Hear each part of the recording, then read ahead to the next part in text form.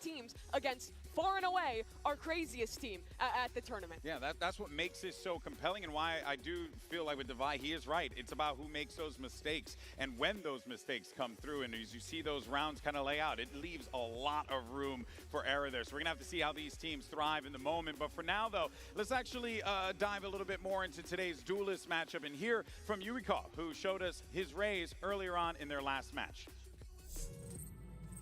I'm now joined by YU from Worlds and Vera to do some translation here now. It was a very pleasant surprise to see your duelist come back.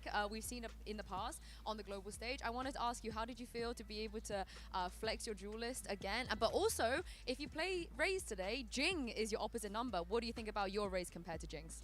在之前的国际赛事中，其实看到你是去操刀了非常多的决斗者的。那最近再次能够玩到决斗是什么样的感受？以及玩到雷兹的话，今天你的对手是静，你觉得你的雷兹和他相比是什么样的？我觉得能在国际赛场上再拿瑞兹，其实很开心吧。就以前没有证明的事情，现在证明了吧。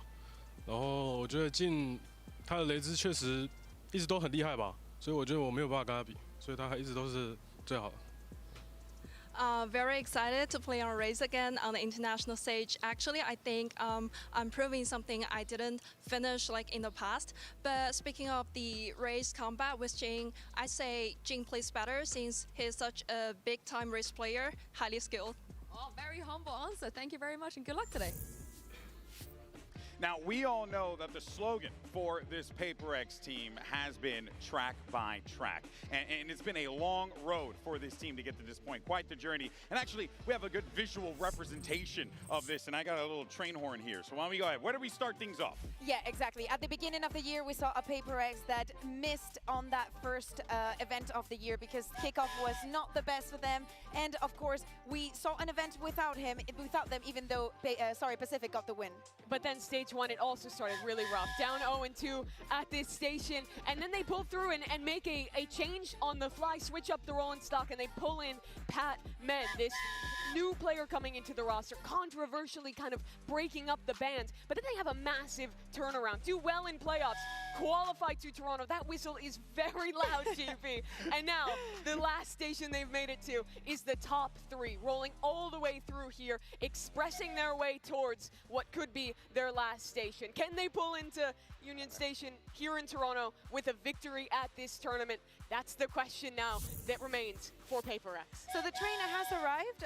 Have they arrived at the station? Because I saw the train there, but is that the PaperX train? I mean, assuming so. Although it's interesting because I'm using this train whistle for it, but that clearly looked like one of those high-speed trains where you don't need the Well, it didn't look like a steam train, which is all that would have a whistle like that. Thank you. Yes. But I mean, okay. Everyone. Analogy. I think they've arrived in Toronto. They've pulled into Exhibition Go. They're one stop away from Union, from making it all the way, winning Toronto. 3 people will have liked that. Let's move on. Hey, but you know what? For those 3 people, that content's for you. This train content's for you. And if anything, PaperX, they're in on it too, right? They've been feeling it. They've really been hitting these shots, Kakuga. It has been incredible to see this team not just play with their patented W gaming aggression, but to also see some more nuance and layers to the squad, which is exactly what we were hoping to see from this squad. And it's another team that so far has had a flawless playoffs run, going up against the likes of G2 and Sentinels. And as we're saying, even though sometimes they make those mistakes, they will have a very big advantage and they will throw it. It doesn't matter. We heard it from the Vide the other day. They just take it round by round. If they make a big mistake, they just throw it under the rug and just move on to the next one. And apparently that takes you to top 3, so keep doing it. Nice. It is very classic PaperX, I think, the way they've won their last couple of games, because what they're doing is, especially on their attack sides, just the way that they fight in the post funds, the way that they're playing up against these retake heavy teams like G2 absolutely cooks them, because most teams have preset util to fight deeper into these sites when they're really into playing that retake. But PaperX is on every different off angle, swinging off each other, shooting amazing, and they're just winning all of these games in part because of that, in part because of the momentum of this train. And now another step away from making it to a final. Yeah, which is incredible. And of course, look, I mean, the gains aren't just happening on the stage. They're happening in the gym as well for Forsaken, as you can see in those biceps there. But but he's been hyping this team up. He has been keeping them in the game, and we always, Kakuka, attribute Forsaken for being just one of the most versatile players, so talented. But it's great to see him step into that leadership role here for PRX. It doesn't matter what role he's playing. I agree, the leadership is very important. To me, it's also very important that he shows up the best once the score is tighter and tighter. That is when he starts giving you the clutches, the insane rounds, or for example, that defuse that allows them to not go into OT and win the last map. He's been known as a flexible player throughout his career, but now he's narrowed the agent pool a little here at Toronto, playing almost exclusively the smokes, just showing us one map on his Sova, and I've loved the way he's been playing on those agents. I think he's improved a lot in terms of his utility. From hearing the team talk about him and their run as a whole, he's also improved a lot as a leader and as a teammate for PaperX. Oh yeah, without a doubt. Now in the post-match interview, Forsaken had an opportunity to speak about IGLing and what's important on that stage. Let's take a listen. It seems like now you're one of the leaders of your team. Do you enjoy being a leader of this PaperX train? Enjoy, of course, because I mean, of course, it's gonna be hard for me to IGL and like get frag maybe at the same time, but I'll always trust my teams, you know? So even though I don't need frag, I just have to be a good leader, you know? Well, there you heard from the man himself, and whoa, there's a lot of trust there in the fans as well, because here's the results of the MasterCard fan poll. We asked you guys which team you think is going to be the first to qualify, and a resounding 76.4% believe PaperX are on their road to glory. I think the PaperX has been leading most of our polls, if not all of them, but can you blame them? Absolutely not. Yeah, I have to agree with the fans. Here are the predictions on screen. Whoa. Every single one of Don't us even use went the for word for PRX Wolves. in this match. That is a shocker, but they are That's definitely a shambolic, favorite. bro. I will That's change my prediction then. I want to go with Wolves. Oh man, that is nuts. Okay. Well, it's not necessarily a Platjack guarantee, but you know, we avoided the fire. There was one of those too. We avoided the fire. All right, everyone.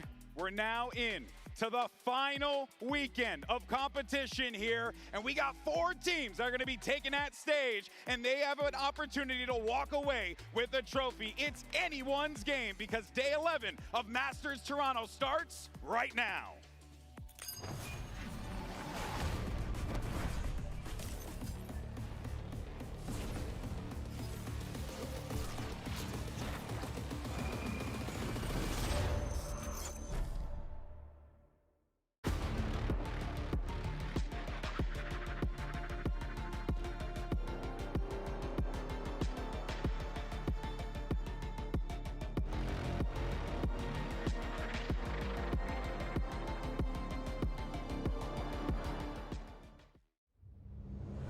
It's been a while since we've been top 4, the last one being champions, LA.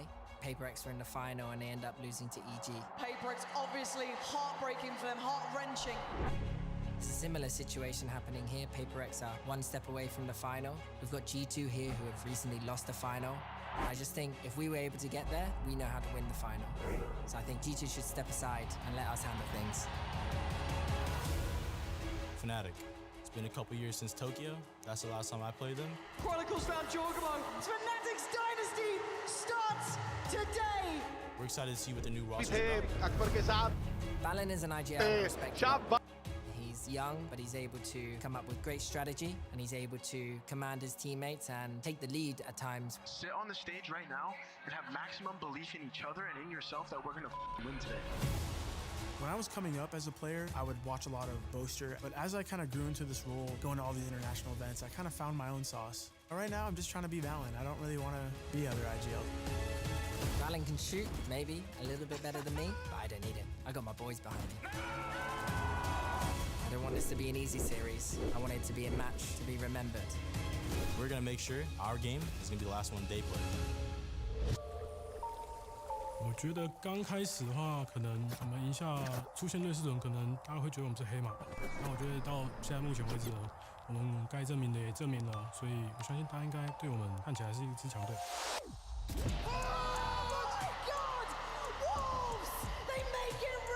They've certainly made a believer of me now, Lauren. 对于我而言，我肯定相信我们自己的队伍，狼队一定是很厉害的队伍吧。但我觉得每个人想法不一样，我觉得你也可以继续保持你的想法，但我会证明给你看。I think it's gonna be a banger match. Wolves, I hope we can yell at each other later on stage, and I hope we can make the match more entertaining. 首先，我觉得 PaperX 跟我们蛮相近的嘛，都挺激进的，也能稳，所以我觉得这场对局肯定很精彩，对我也很激动。No one can copy PaperX playstyle. I think we're gonna be scarier. You like to play crazy? I will show you how to be crazy. 狼队很渴望拿这个冠军。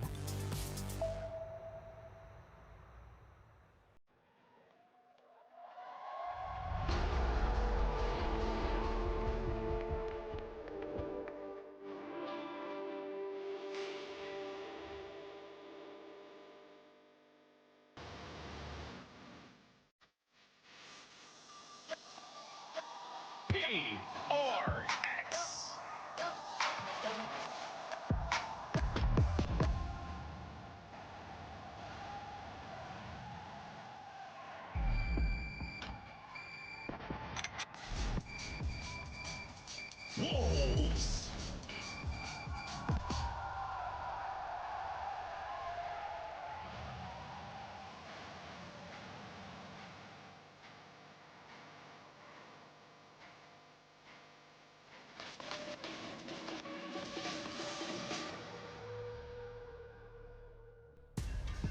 It's one of the greatest underdog stories ever told on a global stage versus the uncrowned kings of Valorant. It's time for the upper bracket final and to decide who is one step closer to a Masters trophy. PaperX and Wolves have both gone on incredible runs, but it's a question of what a wolf is to a train.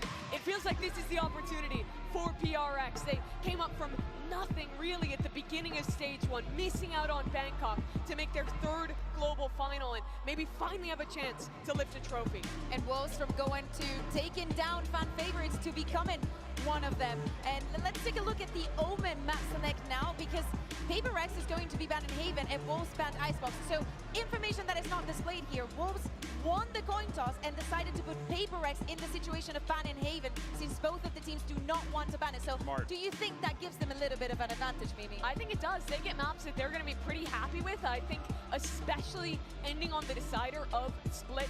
Don't get me wrong, PaperX have been good there. They've been explosive, but I love what Wolves have been showing on the attack side of that map. I think their defensive protocols are also really strong. If we go all the way, that's a great chance for them. And it's the map that both of the teams have picked the most. I think that it will be a very, very fair decider, but it all starts with Lotus and what these two teams can bring onto the table. We saw Wolves having a shaky start against Gen G. Is it going to be the same against the PaperX that will probably be super hungry for that final? And you can hear the crowd. And the moment certainly does not escape that young man right there who's looking to make history, not just for himself, but for VCT China to be another team to punch their ticket to a grand finals that is not EDG. So for SoFat Baby and the rest of the squad, this is a massive moment and a massive achievement for this squad. But across that stage, they know exactly what meets them. It's a freight train that's showing no sign of stopping. And Mimi, they could very well plow through their opponent if they're not careful. I imagine most of the fans here cheering the names of the Wolves players, rooting on that team.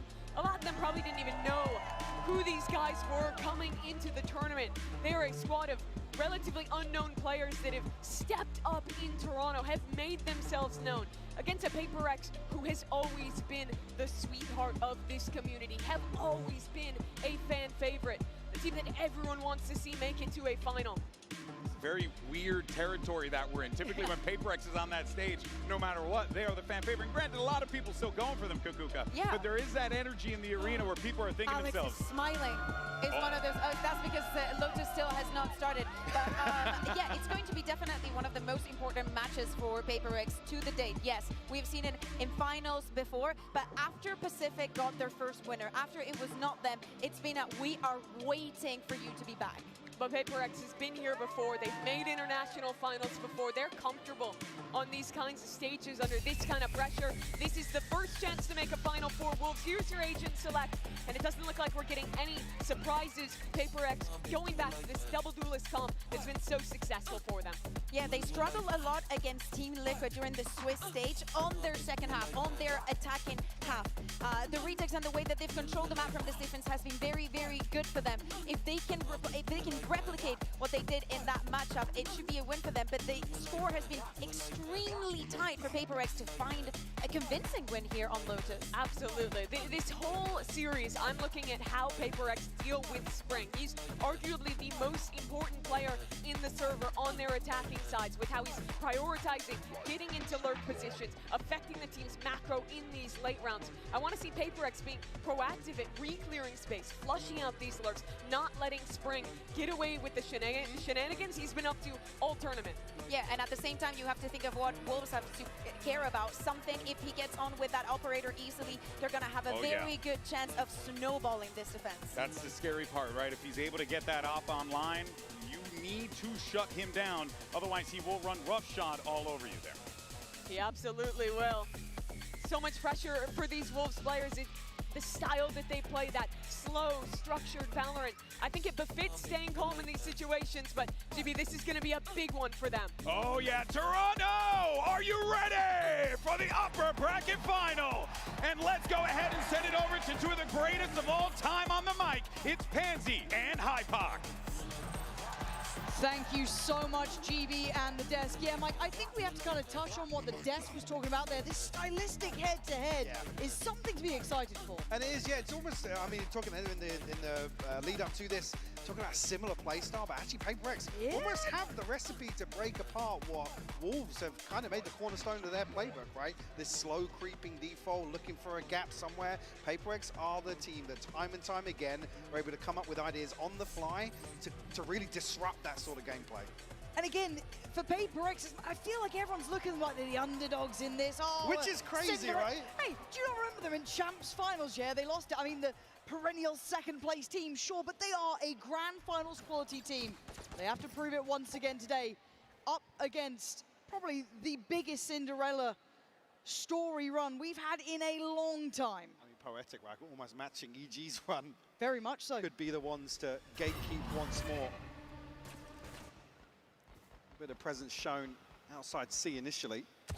Devi actually taking a ton of damage there. He's got to back away and respect this now. 22 HP.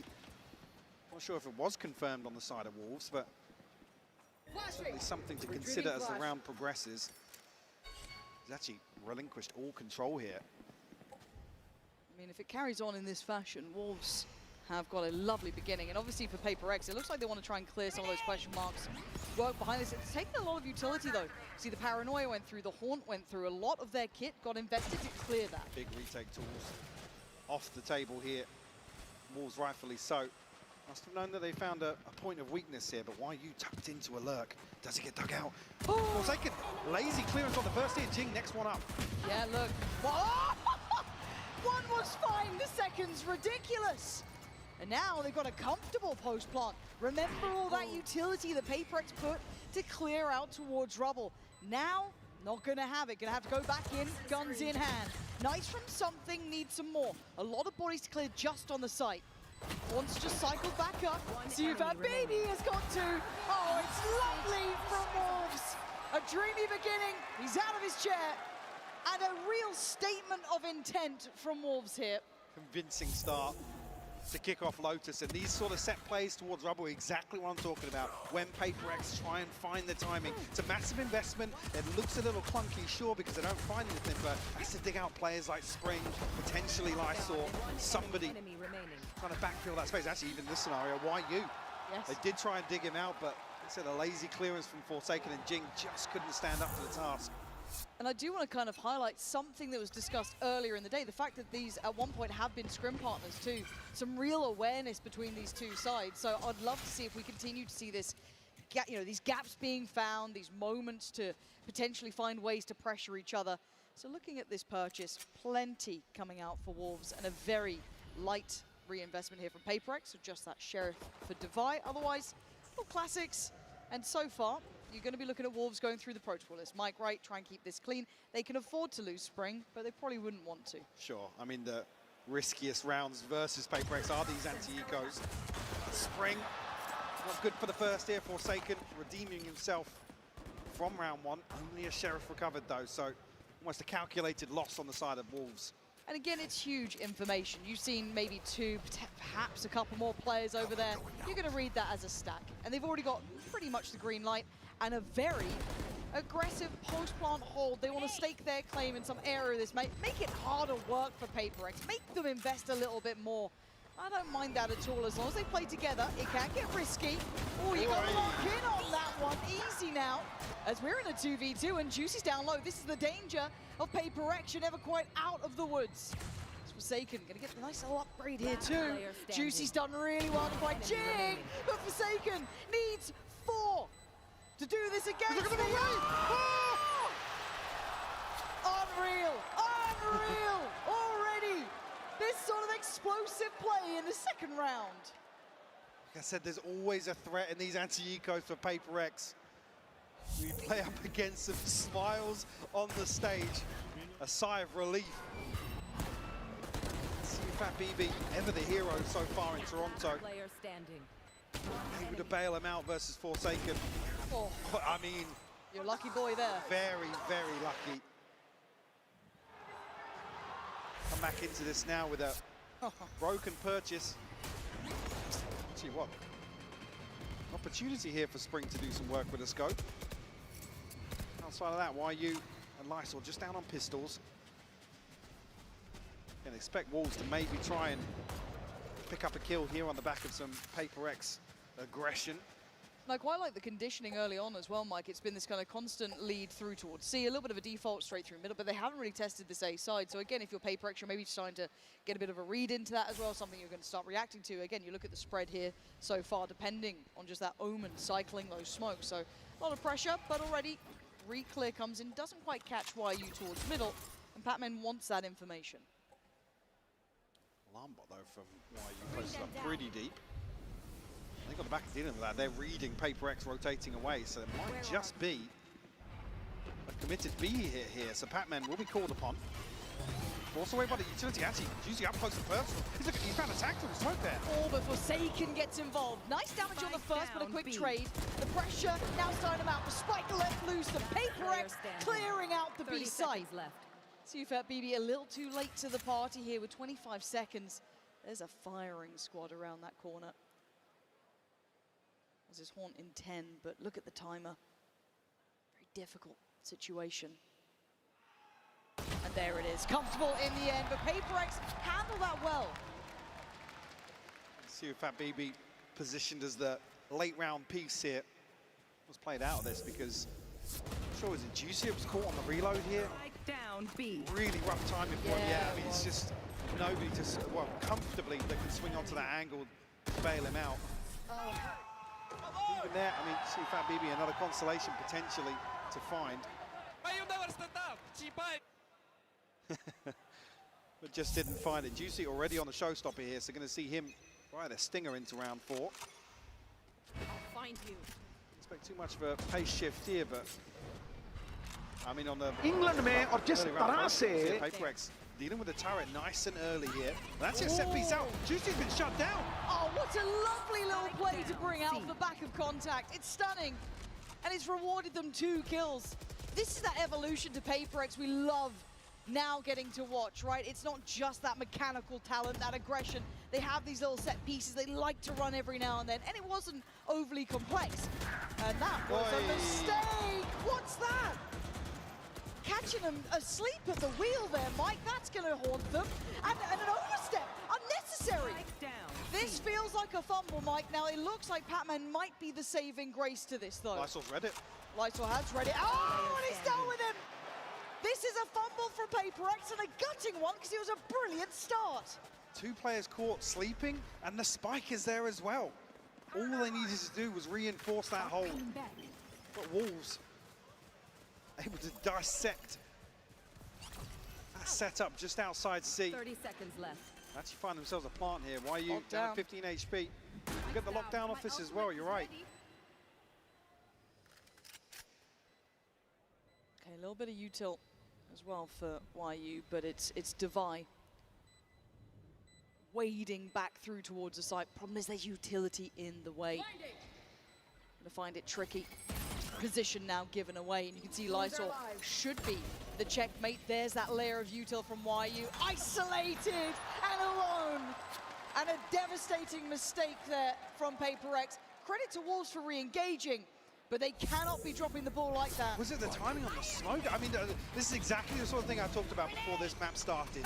PaperX being aggressive, picking apart this slow default and look for control. But here, I mean, both players, smoke drops. Yeah, I mean, that's just... But both, yeah. That is outrageous to see somebody caught off guard like that. On top of the box. And you know what? Insult to injury as well. They're up out there, see, they're giving it. 'Cause you know that's the ones that are going to tilt you. But back in, PaperX have a very strong mental. They're not going to break off that. Alex might, but they won't. So PaperX needs to kind of reignite a little bit of that focus here. You can't get lazy in this. You've got to stay lethal. Something. Tries to do a little bit of early work, but can be warded away. And we've seen these slower defaults coming out from Wolves, doing the diligent work, right? They've been doing what is necessary. I mean, even here, damage trade-off to come out on top. Weakens something. See, the purchase not there for PaperX. And Prowler will force something even deeper here. Oh, how do I send through? Juicy's potentially going to be... Oh, actually, the TP comes across from Lysol, so I still have somebody to back him up initially. And actually, Lockdown invested here, fully respecting this anti-eco once again. They're aware of the threat of that previous round, You've got to. I mean, PaperX, you said it right. Those are the sort of rounds that sometimes they look the scariest in almost. But for now, Wolves finding stability here in the post plant. They've still got to keep it in mind that there is danger. Plenty through Waterfall. 4-1 split on the retake now. Juicy turns attention. Smokes great from them. Laban on the spray. Patman's got two. Patman has got two. Maybe a chance. It feels like it's dwindling. These opportunities passing by for them, as it looks like 4-1 will be on the board. And I'm waiting to see a timeout soon enough here, as something's on one. Got to get locked in, as this has passed them by here. Silver lining, the best they can hope for as Wolves off to the ideal start. Mike, look, I know all of us have been enjoying this Wolves run. I think most of us thought this is where it probably ends. But you could argue someone said that about Gen G too, but at 4-1, I'm paying attention. I mean, I remember coming into that Gen G series thinking, if they can pull this off, that's the one. Because they still effectively had a lifeline in terms of dropping. Yes. There's no elimination on the line. And even here now, it would be such a big sigh of relief to escape that once more. Now use them. 4-1 to kick off Lotus here. PaperX, I mean, you don't ever really humble PaperX. They will continue pressuring like this. Odin investment here from Forsaken, though, may lead you to believe it's a slower round. TP's actually stuck here, Lysol. Bold in approach. And that was pinged so quickly as well, it looked like. So aware of this, and whatever the set plan was, feels like PaperX read that Well, I think it's on the back of seeing 2 or 3 bodies swing out from B there that maybe they feel like the extremity is going to be the weaker side of the hold, but Forsaken shuts that down. Certainly not, but a 3v5, I want to see discipline from PaperX here. I don't want to see fumbles. I don't want to see mistakes. Great isolation.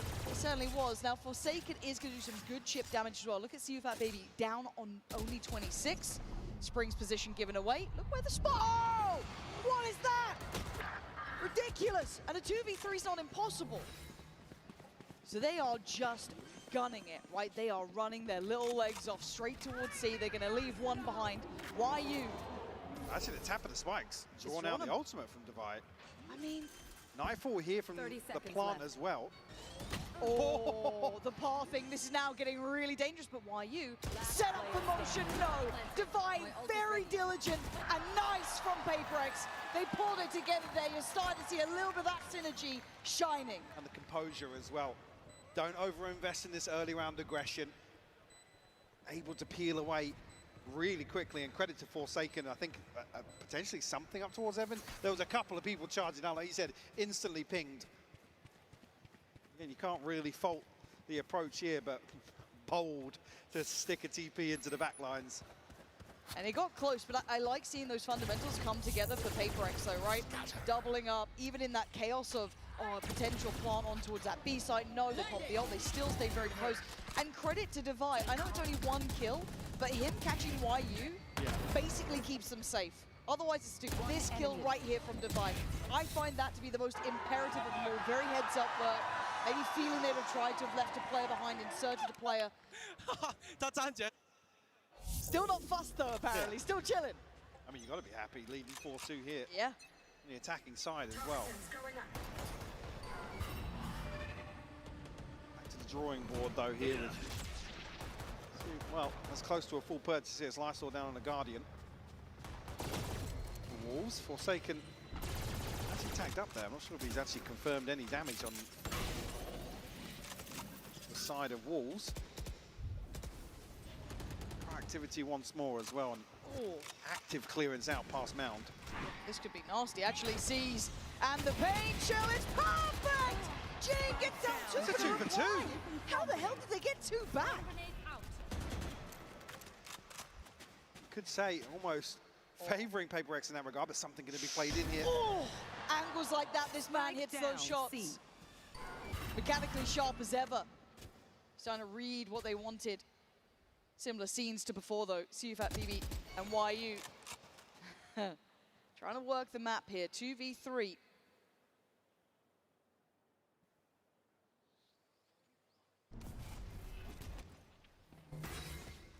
Okay, testing. 30 seconds left. Okay, that's... Enemy remaining. I mean, they're playing such high risk, Spike Mike. down, It scares the life out of me sometimes. 20 seconds and a 1v2. Divine and Forsaken. Where are we off to now?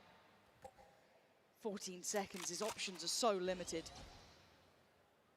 10 seconds left. They're both here. Surely not. Yeah, he's got to go for it. No chance. Well handled by PaperX, closing in on the scoreline. So you've got to look for that composure again, building up a little bit of a cushion in terms of the finances. That's where you look towards some of these more sloppy kills towards the end of the round. Again, Jing 30 seconds finding left. 2 here to open. One Beautiful enemy little trap piece outside B. Wolves actually going to be the ones to pump the brakes a little bit. I'm out round 8 again. Decent sample size, I guess, already in the first half here. Maybe a little bit of an adjustment towards the latter rounds. See, no purchase going to be available here for Wolves, so ideally looking towards round 9 here in terms of any game plan adjustment. And I guess actually in that regard, the first time PaperX have really been able to catch their breath. It has been kind of in their face. Credit to PaperX for being able to learn on the fly. Again, this kind of like 6th and 7th round, obviously, have been the ones to give them the stability here. But I do want to see what the reaction is from Wolves. Again, it does feel like that almost no-go zone once you've got that Odin spam coming down. It's not as lethal as it could be. I mean, if you throw in a Viper with it, right? We've seen what that can do. But still, as it stands, it's kind of cut off those options towards A, it feels like, kind of pressuring back towards B, those C hits. But it's the re-aggressors from PaperX. Very little fear, even in those high-risk scenarios. We're a bit more used to it, I guess, at this point, and so will they be now. At 3 to 4, just Sheriffs. And a couple of classics.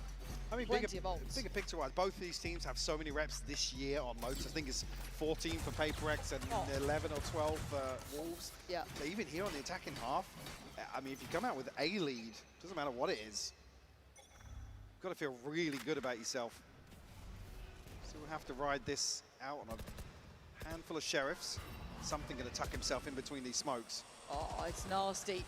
And Divide drawing all eyes on him. It is only pistols, but it's... Divide's like, no, sorry, something. You don't even get to play. Easily done. Happy with that. Confidence builders there. A little bit of a reset here in between ahead of this buy round, and actually we'll have the pit. CuFat BB has his ultimate. Juicy just one away as well. Didn't even need the second piece of this setup. One enemy remaining. Building some confidence here. Bit of a Cobra round for Divide, who's actually leading the board at 10 and 4, an early 3K, I believe, in one of the rounds. Ooh, look at this stack. they're in the right place here, Mike. How far do PaperX go in this? Deep flash. Look at this outrageous approach. Oh, it's been absolutely red. Jing gets backhanded there, and they couldn't close down on any of the kills. I mean, 2 pings on the reveal. Not sure how much that box just sponged, but no damage. Face your fear! Coming through, it's only really CuFat BB who's taking a hit here down to 35 HP. Nightfall might actually be a bit of a red herring. How much can Patman be expected to do here? That's a huge ult as well, right? Has to basically hit the and panic Forsaken, button. wait, Forsaken! Oh, they read it so smart. As soon as that Nightfall caught how many? 4 players? Instantly went for it. Now, not to beat, Wolves 2 heads up for that. And the dust hasn't even settled, really. But the rotations are here. Devi's back over. And he was solid before this nice high-low setup. Be very difficult to break. Horn not there. Paranoia ready. There it is. Forces them off. Spring. They seem so prepared for these holds. They've seen Patman as well. Position now given, and left. look at YU. He's got so much space to play God, into. his lurk is so nasty. And at this point, they want to pivot. They want to go back towards B. It does put in towards something's hand. Spring. Oh!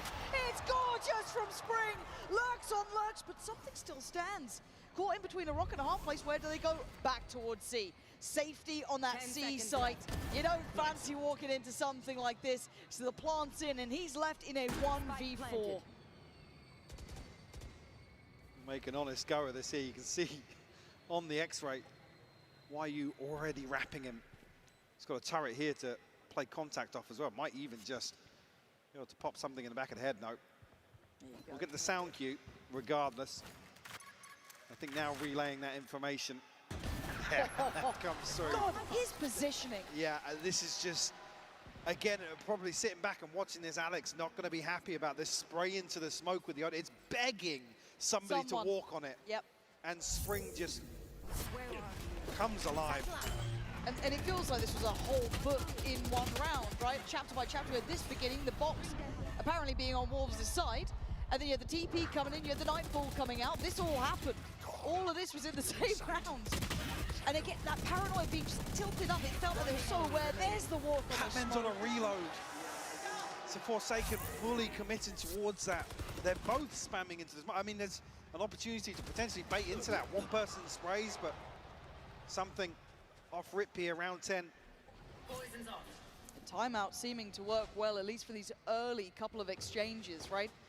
Something's want of space and wanting to play towards bound is fine, but you've started to see how Wolves are approaching this. You never see PaperX really relent in that No, regard. no. It will continue, and that's where they catch teams off guard, where it's like, yeah, your aggression Surely hasn't now. worked 4 rounds in a row. No, we're coming again, don't worry. That 5th time, it'll work. And now we're seeing a bit of a tempo switch up from Wolves too. Very, very slow, holding here, waiting for that re-aggress, which is coming. And again, they're so prepared, Mike. They've got the PRX playbook and they understand it well. Still got to handle the players on the other side. Great shot from Batman, but it's traded. And the numbers simply so advantageous. A quick rotate off the back of, once again, YU space. It's always the one to backfill these sort of plays.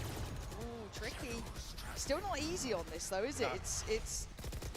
Whoa! A shot! Oh, come on! How is that fair? But look at, once again, if you don't see him on the site, you know where to be looking. Slow and steady, he herds them closer. They need a plant though, 17 seconds, and YU on his walkabouts. Divide dead! And now the plant on the line though, Forsaken could speed up here. Punish the plant, but no, can't quite catch him! Spring again! Wolves! Beautiful mid-rounding here, Mike. This is stunning. Blow for blow, this exchange is beautiful to just watch from the minimap. YU threading the needle once more. Oh. That's how he gets found. But again, it's a similar thing. PaperX, they lose one, they stack up 3 to actively re-clear that space. And ultimately, again, it feels like it's their demise in this round because of YU. Now sitting at 11 and 5, leading the board for Wolves. Almost the executioner getting plenty of shots to the back of the head. Oh yeah.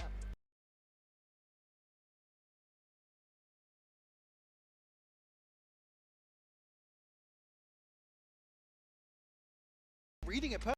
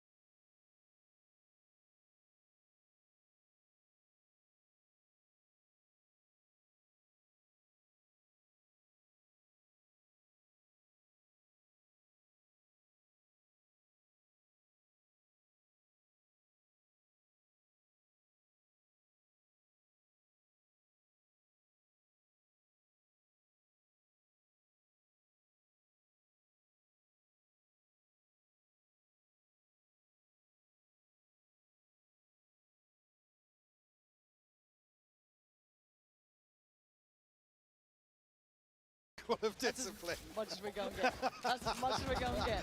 But honestly, I like that though. And again, those quick rotations, starting to read what Wolves are doing, identifying YU where he was. And yeah, the trap was there, but even those rotations coming in so quick. Back into the mix of things. A buy for both sides, still lacking for some areas on Paper X's side. You're going to see that Guardian still in the hands of Divide. And a stack up from Wolves. And on the other side, Forsaken, not too far, a clear towards Mound, and a wanted punish. You can see they're starting to read this, maybe Mound pressure, trying to maybe toy with those expectations off of that Fade utility. They kind of know Forsaken's the key stakeholder in terms of those set pieces outside C. Trying to shut him down here. Again, beautiful read or assessment, I guess, of the previous situation. And some people may look at these two teams and see them as just those mechanical monsters, but this is a really cerebral game so far. Yeah, for sure, yeah. Seeing these rotations on rotations, these adjustments.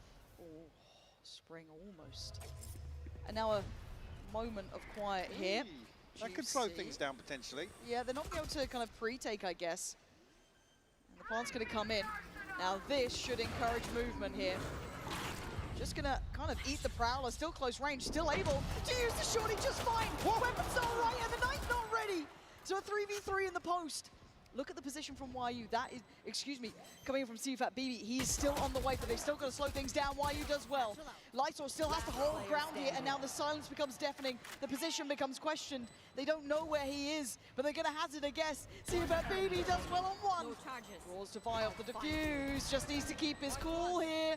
Bring them down. This would be everything for him. Trying to play to the time, play to the tempo, play to the clock, and play him like a fair dog. CFAT BB! Beautiful for the Red Bull clutch. This guy, time and time again, looks so composed in the clutch and closes out a 7-5 half here, Lauren. Fantastic stuff from Wolves. This has been an exceptional game so far. Just brilliant from both sides. And again, On surface, you may have thought, it's not going to be this, really cerebral matchup. This has been a wondrous affair. Really has. That's any sort of taster here towards the second half. Don't go anywhere, we'll find out very shortly. Yeah, we will, because we do have a bit of a treat as well coming up. We do have the one and only Mixwell standing by for us. So that'll be where we're going to in just a second. So I can't wait to hear from him. He's been in these scenarios. Let's see how that feels from the other side. Well, one of the perks of being here live during finals weekend is being able to run into legends such as Mixwell, who's co-streaming here from the venue now. Welcome back to Canada. You've been here before. What do you think about the crowd so far? I think the crowd is one of the loudest I've ever seen, to be honest. I travel to a lot of tournaments in VCT, so they are doing a great job. Yeah, it's very exciting to be among them now. You have a little bet when it comes to Wolves. Can you explain it to everybody what happens if Wolves win this event?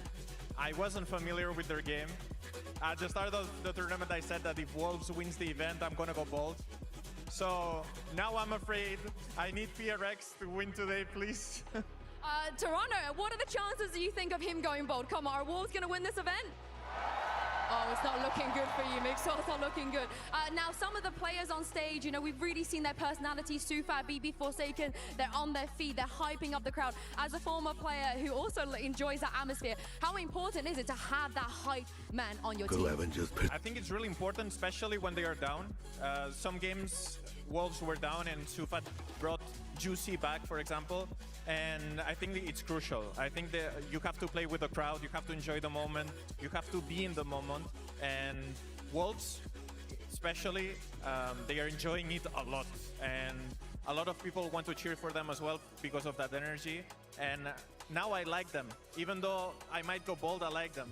All right, we shall see. I hope you do go bold at the end of this event. Thank you very much, Mixwell, for joining me.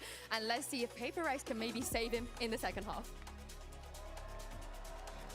The one thing I will absolutely agree with is this crowd has been amazing.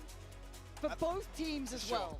But the second thing I will say is actually referencing back something we were talking about in the cast the other day. We do see the econ report here from Coinbase. Again, very evenly contested first half here. YU the one to really pull ahead here for Wolves, but also Devi on the other side of things. Yep. But just to come back to that same point, again, the resilience. Juicy the other day, an absolute stinker of a first half. Yeah, really But struggled. again, the vibes never changed on stage. You could see maybe hints of frustration coming through, but that's where players like Sufat BB really pay dividends in terms of a team's mental. I mean, we talk about the sixth man, right? Being that crowd behind you to get you back going. You almost need a conductor actually from the stage to be able to actually channel that back into getting a team back online, and Wolves certainly have tapped into that here in Toronto. All right, PaperX now on the attack, 5-7. Whoa! Devi, headliner, a big player in big games too. Don't forget what this man can do. 3 pivotal kills, and a stark reminder of who PaperX can be. We dictate the pace now. You can't sit back in the default. We'll bring the fight to you. Now, YU in Spring, well, just YU left now in a 1v5. An ace needed. The Jin gonna shut down any hope of recovery. Kicking off the second half with a flawless round victory. And you're right, I think what you said, controlling that tempo, making their fights their own. Hard to handle on all occasions.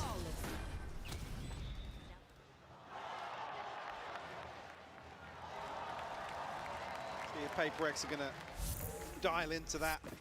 And that's really, I guess, we've asked this before of Wolves to kind of stabilize a little bit in the second half and really get to grips with what their opponent's going to try and achieve here. Is, again, no secrets on the way in from PaperX. Stack misplaced here, so your second successful approach towards A. Hopefully. Yep.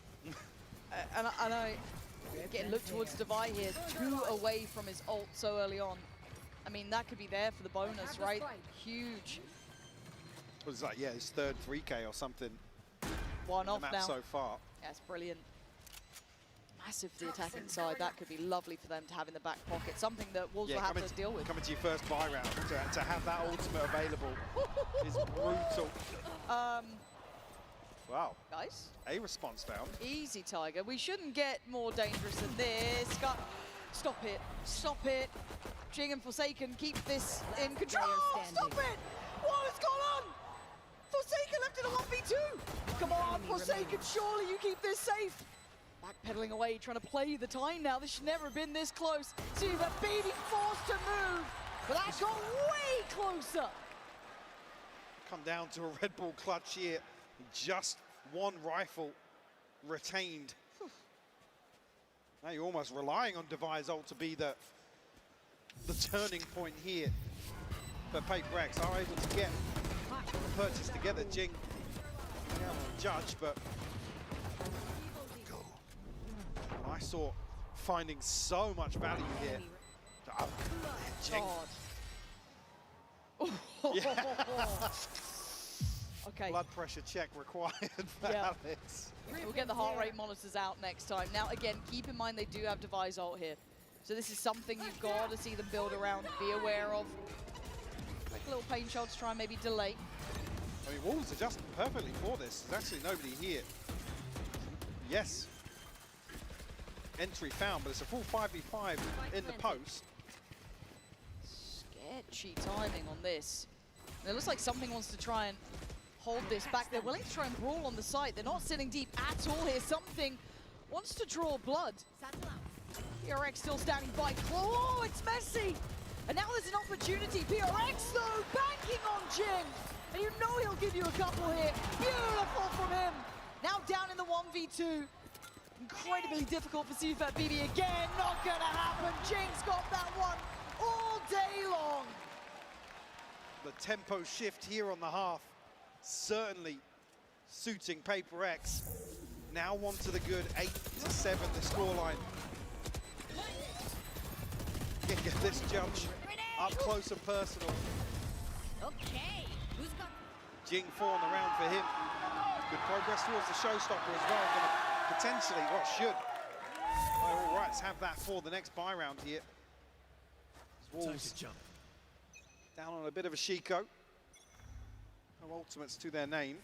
I mean, CFAT BB the closest, and well, actually, Lysort one away from the TP, but not necessarily too impactful.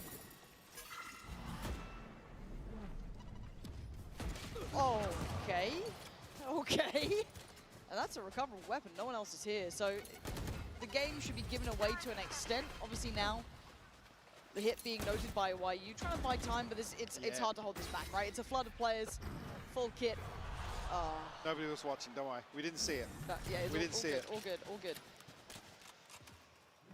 PaperX, though, got to steady the ship here. Can still get a little bit scary. And now Juicy does have that Vandal, right? Can they play him in? The post plant is purely on the site itself, Mike. There isn't anyone sitting deep. Well, I mean, he's got 4 sheriffs, basically, to rally behind here and try and make this rifle work. Found the first. Patman's fallen. Okay, Devi now. Gonna have to do work here. See if BB does well. Devi. Oh! Devi! I told you before, this man is a big player in big games, and he just had a hell of a lot of impact. Blink and you miss it. One of the quickest aces I think we've probably ever seen. Look at this. And they needed him. They needed this. It was all going wrong. Whoa. That is just magic. Beautiful to watch back. He's going through it. They're getting close, Wolves, right? They're getting close on these rounds, getting a little bit scary. But the scoreline looking good for PaperX. 9-7, a buy back in hand for Wolves, though. They have to stop the rot fast. This could be the round to find that response. But I can see Fat BB's ultimate. This time around, obviously retrieve the orb outside C. There's a bit of a gap here with Forsaken, the solo anchor towards A. Obviously, possibility here. Patman and player actually to come across fairly quickly, but... Well, here comes the test. Patmen, I don't know if that's going to reach. It does, so Lysol will be noted, draws the paranoia. Okay, counter on counter. They can't hear a thing here. Divide, though, unaffected, unfazed. 35 seconds getting close now. The paranoia burnt early, and Lysol needs to be ready. This is a lot of pressure coming his way. You're going to hear the ults coming out to secure the plant, but Lysol still does the damage. Can't do the dance, though, with Forsaken. And that's a beautiful catch from CFAT BB, punishing Jing on the push-up. And now the plant gets hindered. Problems now mounting. Spring at the door, and now it's just on Divide. Position noted earlier, they should be aware. But this man's dangerous, but not today. Spring's got his number, and Wolves back within touching distance. We said we needed them to find a response here. They finally stopped that string of rounds. Getting costly here on both sides. And Showstopper shut down here from Jing, desperate to try and convert.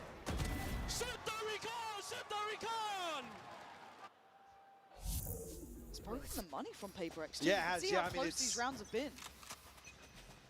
It's not necessarily been a walk in the park for that string of rounds, but Jing looking to put this rifle to work. Start of round 18.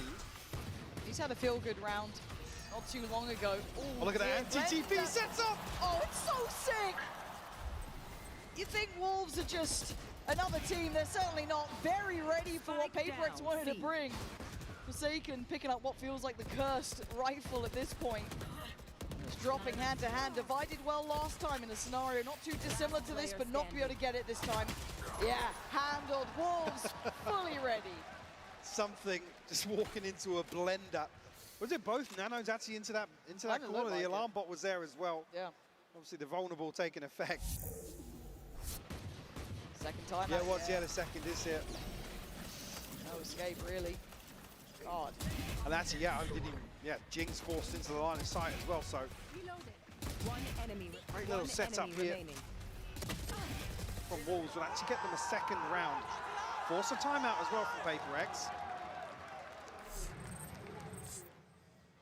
So we'll be required to stand on their own 2 feet now for the remainder. 9-9 the scoreline. I just keep thinking, oh, okay, Paper X back to that 4 in the row. You start to have Jing popping off. You've had Divide do it, you know, acing out. It looked good. But then these last 2, Wolves never feel like they look like they're under pressure. It's always possible with them. That nice little setup, the last 2 rounds, very considered. Find themselves in a really good position actually here in terms of defensive ultimates. They got 1 away from the lockdown. Springs 1 off the pit. Oh, true, yeah.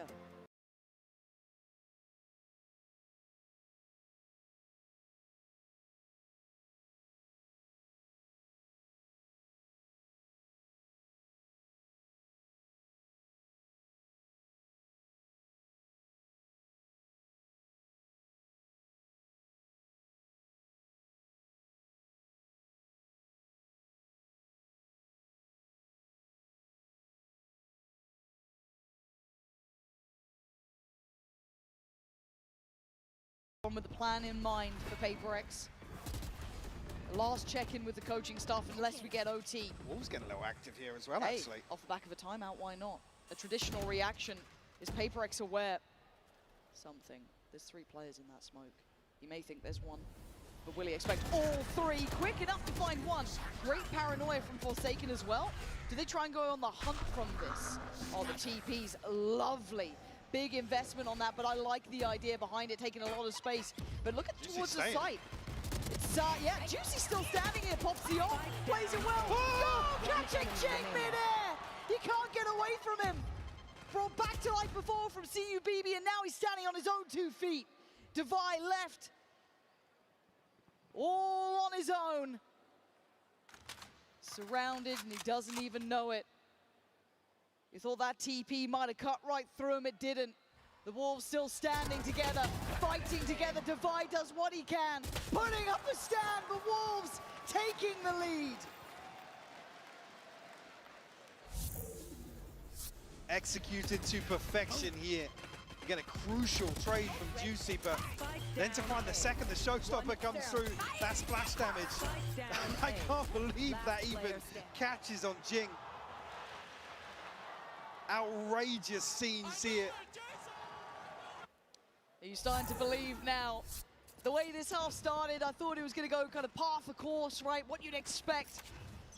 But the Wolves, once again, proving they are lethal about their business. So we go again. Money, not looking good for Paper Rex. It's Stingers, it's a Sheriff, it's a Bulldog. Brought together from the bargain bin, basically, here. Can they make something with it? Ooh, a little bit of chip on the way. Position now noted. Zufat BB on the site here. Still got C's and his Prowlers, but they are fast to this Lights on caught sleeping. Not expecting the pace. Juicy, a wild play through the smoke. Gonna find two, but Spring's now here. It gets a bit messy, but it's working out, at least for now, in Wolves' side. Not great here for Pac-Man, though. Oh, do you really go for that? No. He certainly doesn't feel safe to just stick the plant out, so they're waiting for something. Does have the ultimate here, but again, that 2v3 doesn't feel good. And that chip on Pac-Man 2, they're starting to feel it. Something's going to have to go nuclear.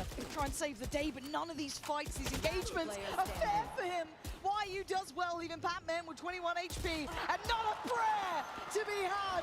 Wolves again now, round by round, taking this away from Paper Rex. They hit 11 here. This is God. Getting into some really awkward territory now. You can see there's effectively a force up here. Ultimates are plenty. Talking about some of those defensive ultimates here for Wolves.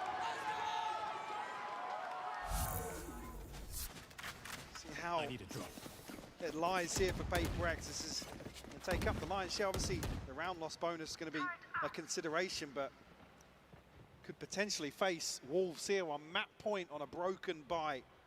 On Paper Rex's map choice. Yeah. Yeah. It all starts to compound here, but they're not there yet. 4 in a row, unanswered.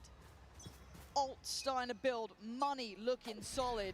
We're gonna need a Paper Rex round. Who's next? Gonna need someone to step up, and it looks like something wants to try and trailblaze his way forward. Good info. 2 spotted. And the rest now filling behind that. So whether or not they were trying to set up for potentially a paranoia there. Oh, the paranoia was fine on one, but it doesn't quite Juicy. Still standing, still breathing. Forsaken gonna find the trade out towards Lights on. Nice from Paper Rex. Unwilling to relent on the site now. Spring and what? Oh my God, what a shot. Couldn't get the second. Forsaken wants this. YU, a 1v3. This would be something special. But a lifeline for Paper Rex. Jump spot towards Street, that's from Divide. Time's been bought, couldn't get the punish fast enough. And now they know the position. The cross should be the death of YU. I say should. Yeah, they're not giving him an inch here. Very well handled by Paper Rex in the end. They had to keep their cool there. Almost a lifeline here in terms of the bigger picture. Brings it within 1. Not allowing Wolves to really sit back on their laurels and rely on these ultimates. Getting so sloppy on that first kill. The paranoia almost setting things in motion, but Forsaken just... Heroics there. Yeah, just absolutely bulldozing his way onto site. Those were your last words. Wolves are late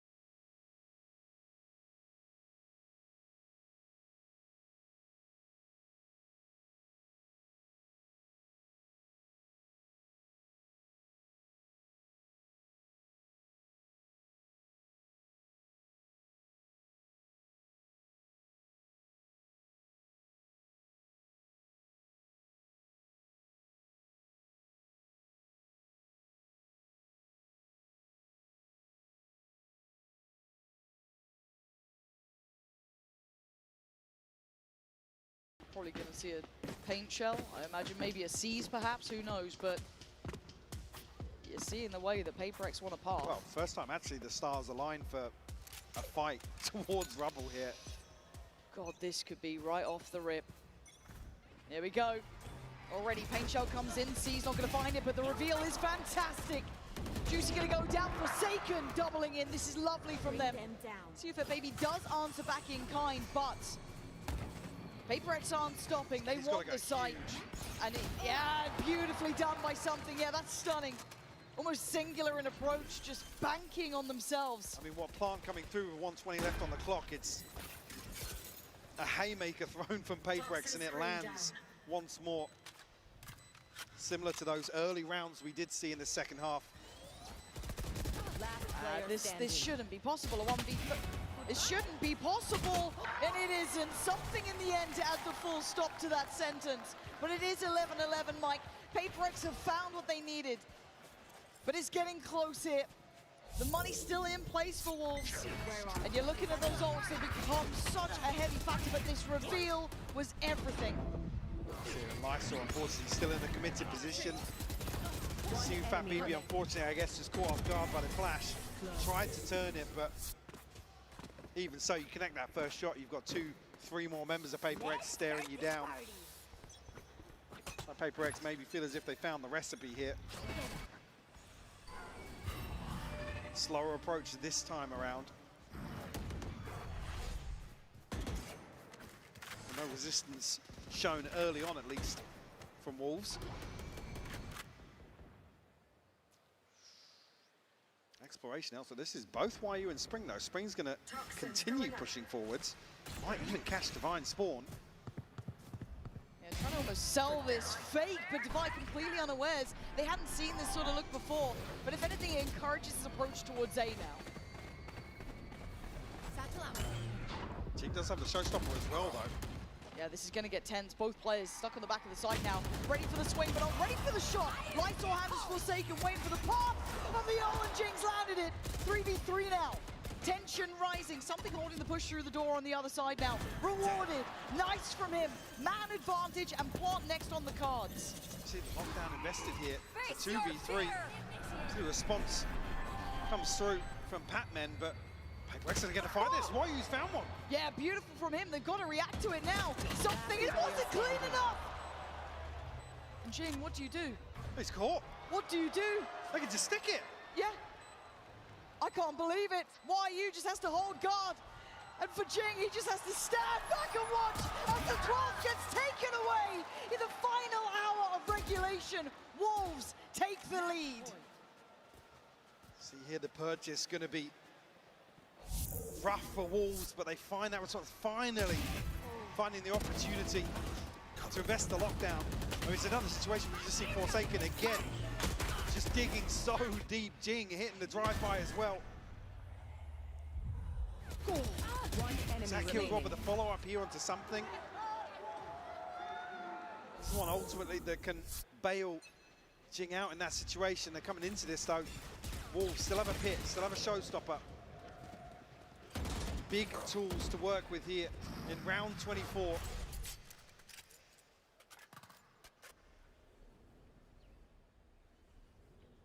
The moment of silence will drop. PaperX poised now. Cover going out. Once again, it's like actually a big info there. Catch him drifting away here, not necessarily looking committed.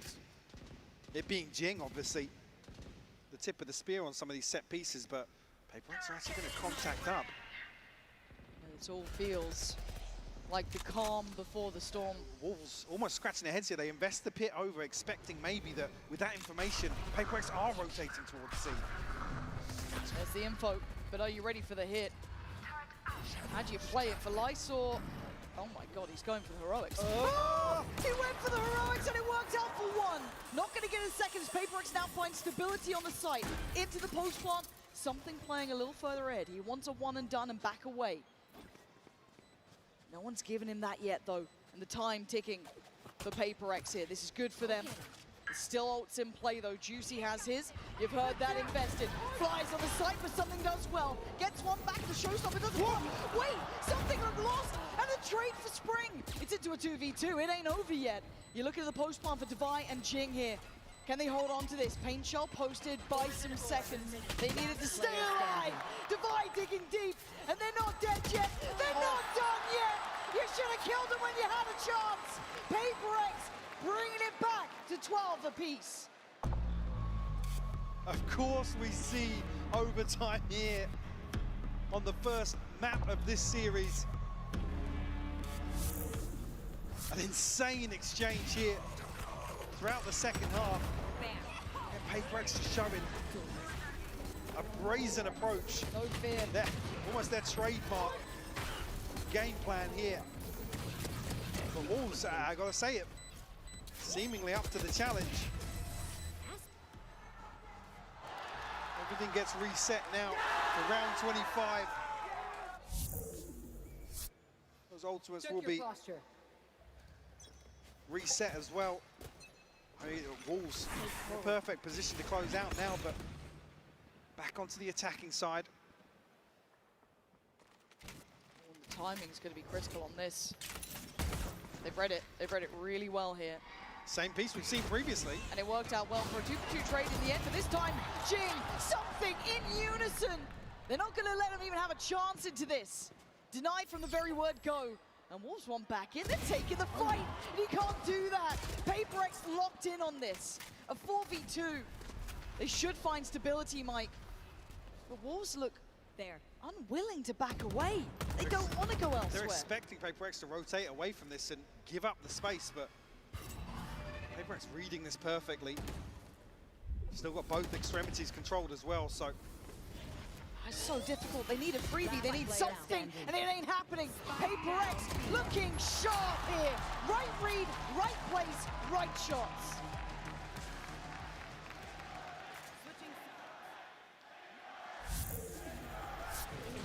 The draw first blood, this set piece once more. On the back of the C's nade. This time around, no casualties, no trade found. Able to stick the landing.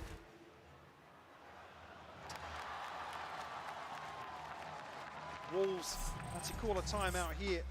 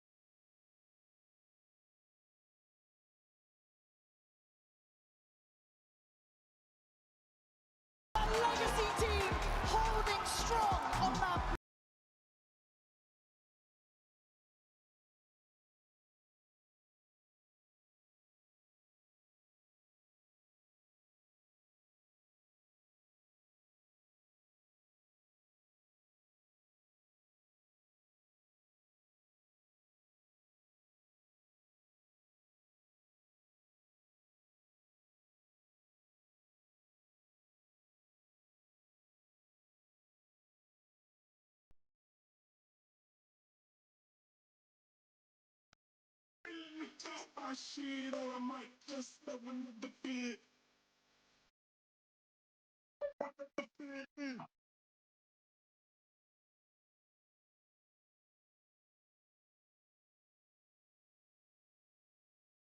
I might just step into the bed.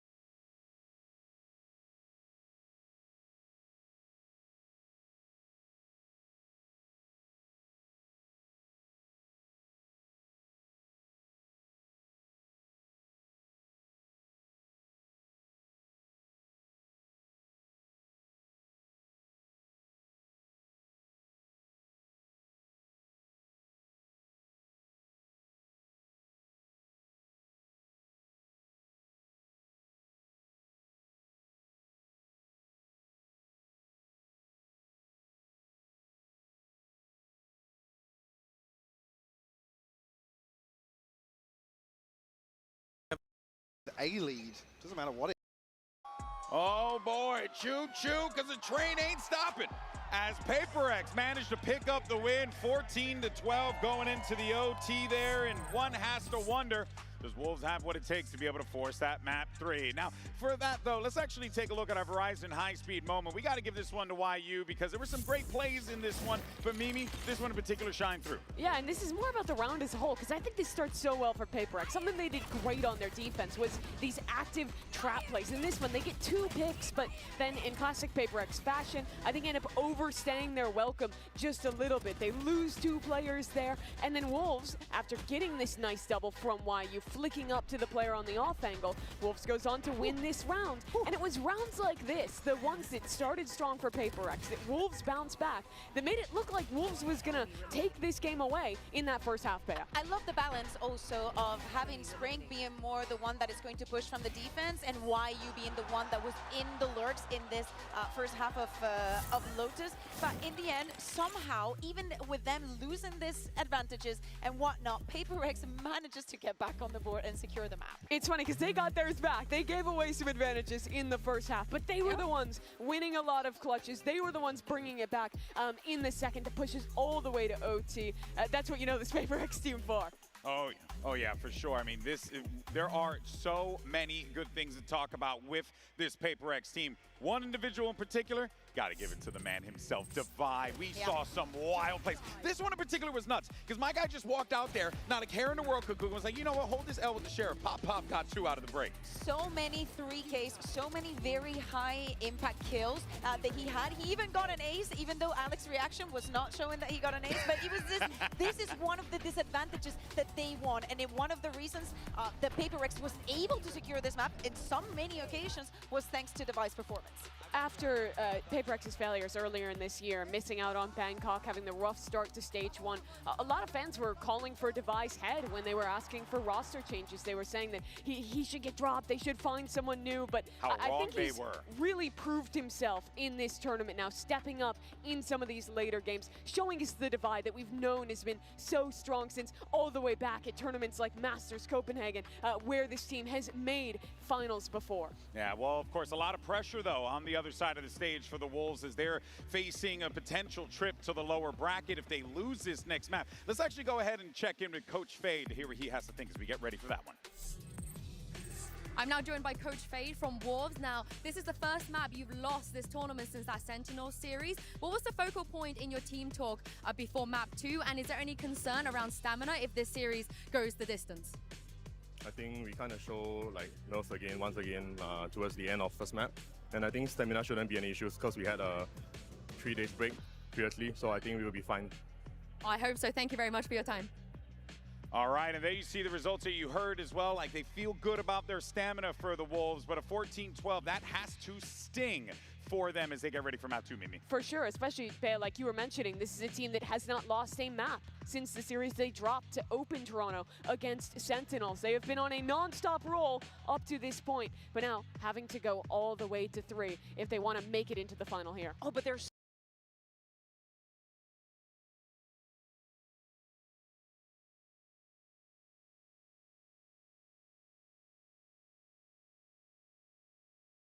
Viper, right? Double controller. And on the other side, a double Sentinel with the Deadlock. That is, of course, if we do not see any changes in the agent select. And I think that we were highlighting how well Wolves was doing from their attack with those executes, how good the utility from Lysar is in that agent. I really like their Deadlock, in particular on the attacking side. It's another map where they play super slow, just like you were watching on Lotus. But what they do well here is putting down their Sentinel utility on space they take, then resetting as a team and clearing elsewhere. So they're kind of putting down these little checkpoints to save parts of the map they have, and then being able to call back into that really late. I think a lot of teams miss out on those little details with juggling the Sentinel utility. They're great there. It's the same on defense. To me, this feels like a really strong map for Wolves to bounce back. Yeah. I like the way they chop up the map, right? And really give themselves, like you said, a lot of these openings. The thing is, though, is that we have seen now a couple times PaperX kind of feed the beast one too many times here. And I think with Deadlock and the way that this team can play this one, Mimi, this could be quite problematic for them if they're not careful and checking their P's and Q's.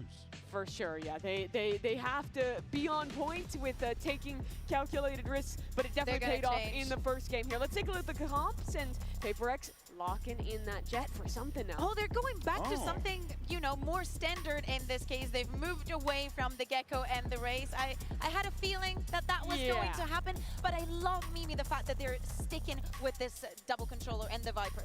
I really like the Viper comps on this map. I think they've always been strong on defense, especially Devi has looked great, but this is much more sensible in terms of the rest of the utility. You're going to put a lot into something. I'm looking at what he can do with the AWP, starting on this defensive side, and what protocols Wolves have to deal with that. Another player that we have to look at is Patman. Very quiet performance in the first map, something that is very, very different from what we've been seeing for the rest of the tournament from him. Yeah, and he's going to have a lot of responsibility here because I think like you're going to want that KO maybe to try and like clash a bit with the Deadlock there to prevent that utility from being a bit of a problem, try and sniff those things out. He's going to have a tall task ahead of him without a doubt here. Curious to see how this one plays out because really it feels like both teams are doing their homework coming into this. Yeah, absolutely. Of course, I think that we also need to look at Forsaken. I think that one of the things that Paper Rex have to take great care of, number one is YU, because he's going to be most likely the one that is playing outside of the pack, and that could bring some, break some of the timings of Wolves that like to wait so much, and that is why I'm looking at these players to focus on. Oh boy, all right, well, it's time now to get ready for map number 2. Toronto, you want to see a map 3? I said you want to see a map 3, Toronto! Let's send it back over to your casters who very much want a map 3. Here's Pansy and Hypoc. And you really can't blame us after map 1. 14-12, it tipped the way of Paper Rex in OT. But what a wild ride it was to get there. Now on Ascent though, Mike, has this changed any of your expectations? I mean, you look at this, really, the upset would have come from Lotus for me. If Wolves could close out here, Paper Rex struggled domestically here on Ascent. They obviously have the loss to Gen.G previously here, sorry. So this is the opportunity now for Wolves to get back in control of this series and force a third, because Split should be an absolute barn burner if we get there. Please, look, I always delivers, man. A Split decider, always. Oh, God. Okay, well, let's see if they can get there first. For Paper Rex, though, in their minds, there's always been one goal, and it's the grand finals, right? This team put together, went back to the drawing board to rebuild. There was a great line from Devi, I think, in one of the interviews, talking about every time he sees the Champs LA finisher in-game, it haunts him. A couple of them actually just saw them brought up on map 1. So again, you've got to have been starving to truly understand hunger, and for Paper Rex, they've never really got that first place. Not when it mattered, so for them, probably the best chance they've had in a minute's time, but still, it will be Wolves on the attack, Paper Rex on the defending side. Something tries to stake his claim towards middle, but will be warded away. Back on the Sheriff actually here, Juicy with a flash. Close and personal, Sean actually Forsaken caught on the retreat back. Yeah, maybe not thinking to want to fill that space yet, but there is still 2 players on this side of the map for Paper Rex, so Patman's still here. Jing's still on this side too. Slow and steady again for Wolves. And it looks like Paper Rex wants this back, but it's just going to end up being a brawl, isn't it? They're ahead of the smoke, but what's the util on the corner? There isn't any. So Jing and Patman do really well. Eventually they trade it effectively, though. 30 Wolves keep the man to the good, and they get the site for themselves. Man to the good, something down to 34 HP as well. But 2 Sheriffs on the side of Paper Rex here. Good pack a punch here on the retake. For a spam, actually, the exchange back and forth. Still got a drone in play here for CUFAT BB. That is lovely. Gonna have to keep themselves tucked in on this. I think both potentially spotted yet, and that was huge for this. Something can't get the shot. CUFAT BB off to a great beginning. But again, for Wolves, you got to make it work on these attacking sides. Absolutely do. Talked about that being the main objective on Lotus. He did deliver. One enemy remaining. To repeat it here once more. Something. He can get that economy building, as Mimi mentioned, what he can get done with the operator potentially on the defensive side, always a factor on Ascent. Right here. Wolves have the tools to really prevent that from happening. Fairly invested here on round 2 as well. Respect being shown to PaperX. It's only Spring on a Sheriff, Bulldogs across the board. Actually, with that round 1, Sufat BB already halfway to the Hunter's Fury as well, so looking for further progress potentially. But again, a reminder of that last map too. These rounds aren't free. When it comes to that second round, even if it's just a Sheriff, even if it's just classics, PaperX will make something out of it. For now though, again, it's a considered approach from Wolves, taking their time around the map, doing their due diligence, and Sufat BB will be working towards, as said, that, or I imagine probably getting priority on that here. Caution needs to be shown. That deep haunt over towards B, you should have seen it on the mini-map. Pretty indicative that no one's there, and the connection of the knife. So they should be pretty locked in for what's happening.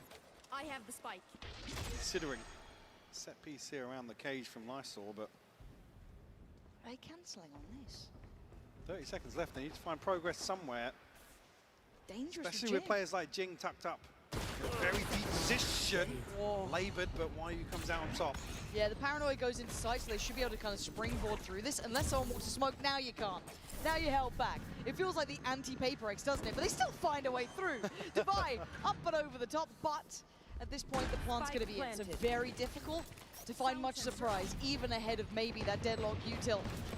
You've got to be cautious. Again, you can afford losing one player, that being Spring. The rest you don't want to lose, and Wyu took a risk, but he should be fine here. Yes, stability looking good. Sufat BB going to be building very close to that. Oh, and a lovely round in the end from Wolves there, Mike.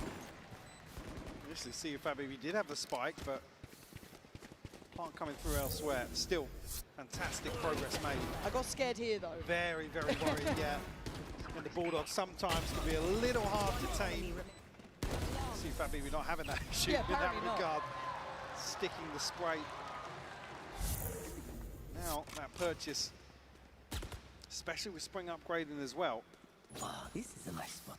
Makes this round 3 doable here for Wolves. Actually, 2 light shields on the side of PaperX as well for Something and Forsaken. They're fighting on every front, though, PaperX here. Pressure down B main, pressure down Cap, pressure on towards A main. It's a really risky ploy. I guess it does burn some of that early util for Wolves, though, so there is that, and they're really committing the paranoia on that, too. Cover going out. Spring on the opposite side here. If Spring even comes out positive in any of this, it would be incredible for him. Because in the meantime, look at where the spike's going, Mike. I think if he can show presence, or something actually. Forsaken's walked all the way up as well. They don't know about Forsaken. Oh, it's a quick beheading. Couldn't get the follow-up on Lysor, and it might be the green light to go towards B. Still a player to hold his Divider down low, but still standing and still breathing on 35. He takes Wyu out of the equation. Now starting to flounder a bit. You can see it with Wolves. This was only their bonus, but still struggling to find the landing on this up against the 4 remaining for PaperX. That's going to be dealt with. You look at that mid lurk coming into effect too, but that's not going to find the value they want. And yeah, Something clean within. Lysor still making something of this. Spring still got his paranoia. If he can get through here, oh my god, it's risky off the back, but still. And now the smoke dissipates on, oh! The smoke going down on CT, opens up chance here. Divide tries to find that second before the paranoia lands, but 8 seconds now. Stop it, Wolves! One by one, they are taking down PaperX, and Jing seems unaware of the possibility of Spring being so close. Smokes of his own and a couple of TPs. How do you divide and conquer this? I do not know. But all eyes drawn to that potential in the smoke. Jing steps forward, smoke goes down, and Spring finds him. Mike, I can't believe what I just saw. Conversion on the bonus here. Talked about the threat with all those Bulldogs. It looks like PaperX initially come out with a win to catch this kill, but not just that, the information that Wolves are descending upon B site for some key pieces of utility, key damage towards Divide in that initial exchange. You can finally Pays off massively for Wolves. Get themselves the upper hand here to kick off map 2. And I'm waiting with bated breath, right? Because that's a huge start for them. Because I feel like once you get PaperX on the attack, they come into their own, right? Able to control the tempo, kind of do what they please. But if you can stake a good claim for yourselves, the opportunity's yours. Wyu Quick reminder, the Paper Rex are lethal no matter the weaponry, and that is going to be an upgrade for something. Might pass that over depending on the shield situation, but still, good stall here. Oh, and right, yeah, drone cancelled. massive. Patman. Is he going to get to live here? There's a lot of targets that all could be sent towards, and yeah, grabbed. But Divine, in the meantime, going to take down Juicy. Hold on, this is not completely secure by any means. They're in a 3v3, sure, but look at the HP of Lysor. See if BB does have his ult, but I don't think he can get away from that default plant spot. So Spring waiting. Now sees that. Forsaken, are you aware? Going to be held up back towards Heaven. The two players on site can focus towards Short. Nice from Spring, but he goes down. And now Something and Divine need to come together in this. Somehow figure it out. The deeper off angle from Lysor was lovely. Leaving Divine. What a shot! You got one more of those. You've done it before. You had the ace before. The man is a monster, but he's got to prove it now. And CFAT BB has been ice cold in these. He knows the time, he knows the tempo. Oh, what is that from Divine though? A bolting shot, and once again, doing the unimaginable.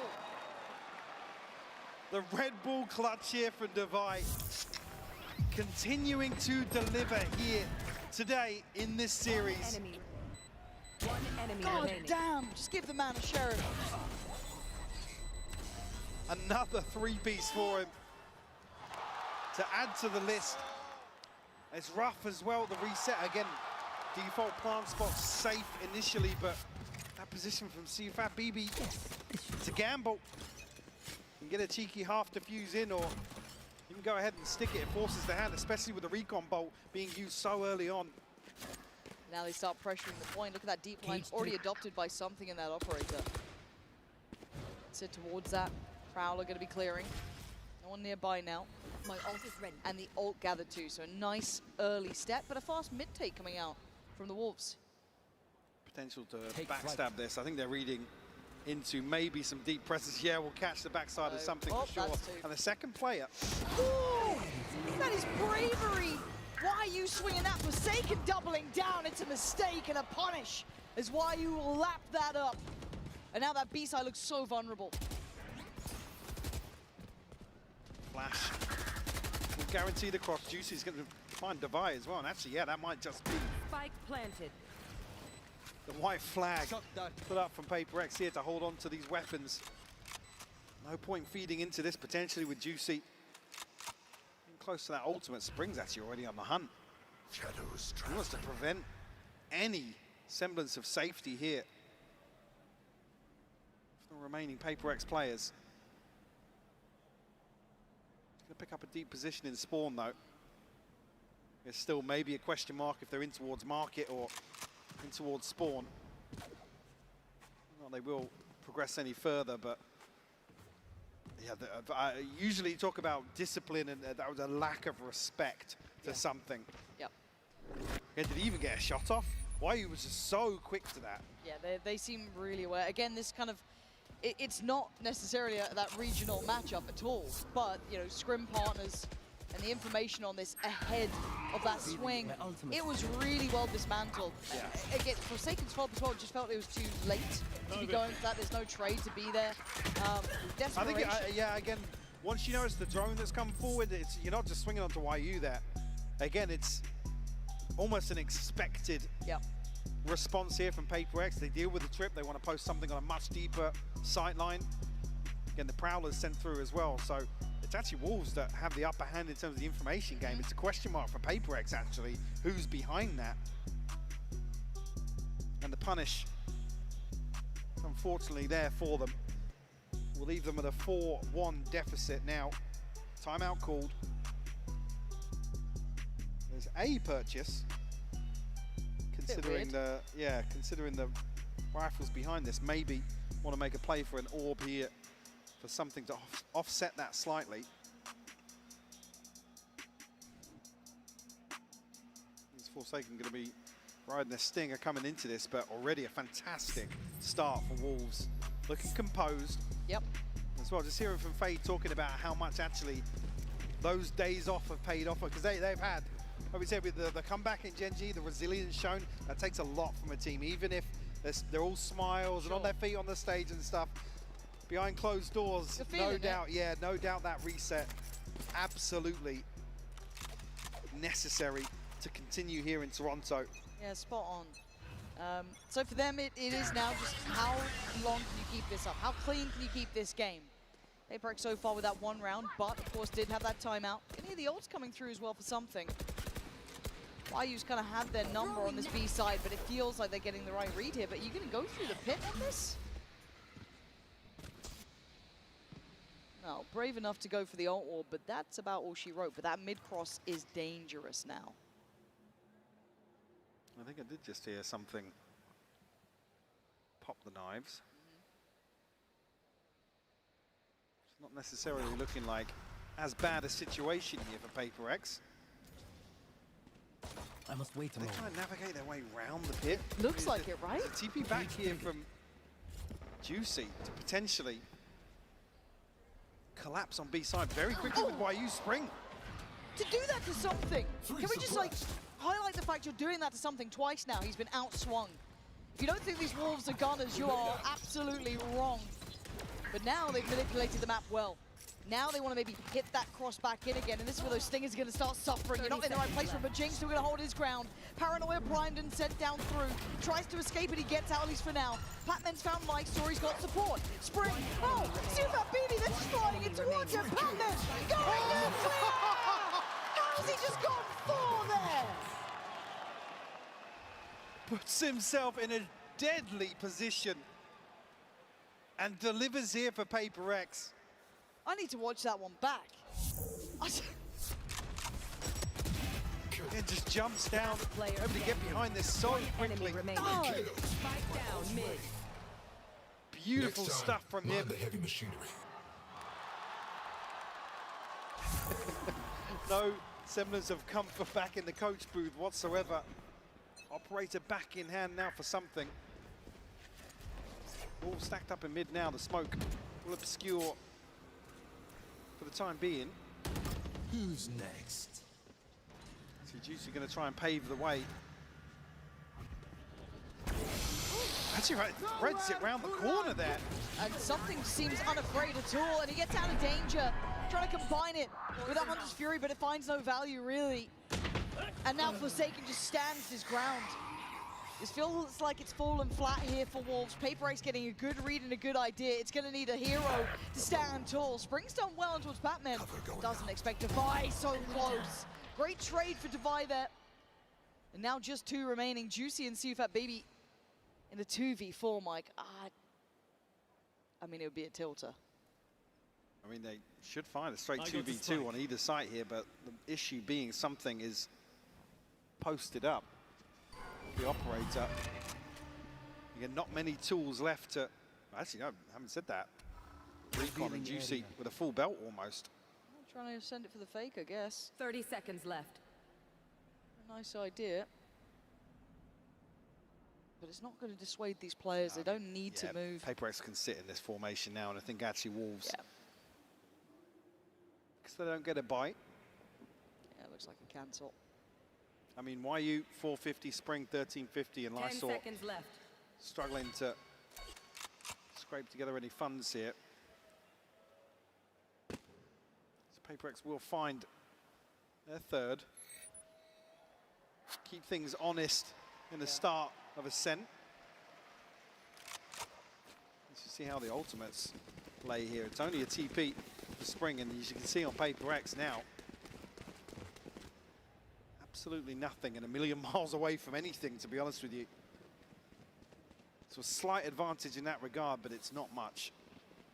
I mean, Lysol going to be potentially the next key ultimate for the Wolves. I've got to say as well, for me, good start seeing Patman find a bit of impact too. He's been a really good player for them. Yeah, a quiet map one as well, so seeing him come online, certainly a positive. Oh, Forsaken, got the timing so right. He's so blind. So a good bit of spacing and trading from Juicy just to swing that. But the next layer to this is still something. There's no pressure towards middle, but he's very paranoid about it. They want in on this. Still not noting him. The stall's there. If they try and disrespect it, it's going to be brutal. And it is. Yet way too difficult on the way in. Juicy, what is that? You're 1 HP. You're not meant to be doing this sort of stuff. And now Spring left in a 1v2 as well. so unwilling to deny that that scale up towards B was their right idea. They're wrapping the spike as well. Both Jing and Something. He's got his paranoia, smoke, TPs. He's got a bit of kit here to play with though, Mike. He's left guessing. They're fast Potentially, for this. yeah, going to get himself a clean plant. Shadows traveling.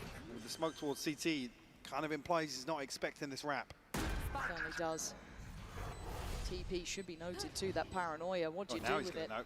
Yeah, a little interested on that, but the corner, slow peeks ain't gonna get you past Something. And he's gonna take a stand on that one. But it felt like Wolves were so headstrong in wanting to hit towards that B site, but the scaling up just didn't feel right there. Initially, that first kill was a Forsaken. Yeah, Forsaken gets caught here with the flash. Revealing area. Again, you look at the minimap at that moment, and there is a huge gap in the Paper X defense. So happens. I mean, Juicy picks up a little momentum, but that kill there, he was down to 1 HP. And the shorty connects from here. Just as the door is about to close. Potentially sealing that post plant for Wolves, to be honest with you. Yeah, felt like it. And now Wolves starting to run dry, it looks like. Again, when we're talking about these sort of big stage games, it is that level of comfort on here when you're under the gun, because yes, they did lose out to, what was it, Sen early on, but beyond that, they've not really dropped a map for Wolves. They've been on that kind of momentum run. So now they're starting to hit that brick wall, right? You kind of expect it in towards these sort of games. The caliber just keeps increasing. I want to see how well they do in this. Obviously, they did great against Gen G. That, to me, was the tick in the box of authenticity. Yeah, almost a turning point. Yeah. Like everything else, I'd be like, okay, maybe people underestimated them. Maybe they... Yeah, because you have that step up again for playoffs where it's like, obviously, the stakes get raised. And we're not talking about elimination for Wolves, but certainly the caliber increases, the pressure definitely correlates with that. And then you step into a series versus Paper X. Talk about Gen G being an international titan, but Paper X, I mean, God, I said it need no introduction when it comes to the international stage. Truly not. And again, I think that because of their lack of, you know, let's say international trophy, that there has been that worry about them, how well they do, their expectations, but they are still a grand finalist team, right? Oh, absolutely, yeah. That's just something that doesn't even need to be said half the time. But at this point, they've course corrected well. They've got everything back to where they like it. And for Something, he's going hunting. He knows where the man is. Yeah, Cam dealt with quickly. You can see on the minimap as well, situation developing outside A site. Then the knife is going to have given that info across. Really juicy with a rifle here, and all of that if you may. This feels very classically Paper X as well, but a dangerous position for Forsaken. He could get outswung here, and he is on his own because you saw the rotation route coming out from Something, so times it well to back away, and that C's obviously giving it a couple of seconds and actually plays back in Something. You don't often see fights this deep on the map, but welcome to Paper X, I guess. Yeah, Paper X just don't want Wolves to sit back and set up here, preventing any rotation back towards the B side of the map. Pac-Man still commanding this space, and actually Knife will reveal everything if he threw it. I mean, probably still knowing exactly what's going on. Yeah, look at this. 30 seconds left. Snakebite and the fragment. Oh, this is an awful sight to have to try and approach. Basically dry at this point. Yeah, Juicy still going to get Jing down, but we're... Okay, guys, you were primed for this.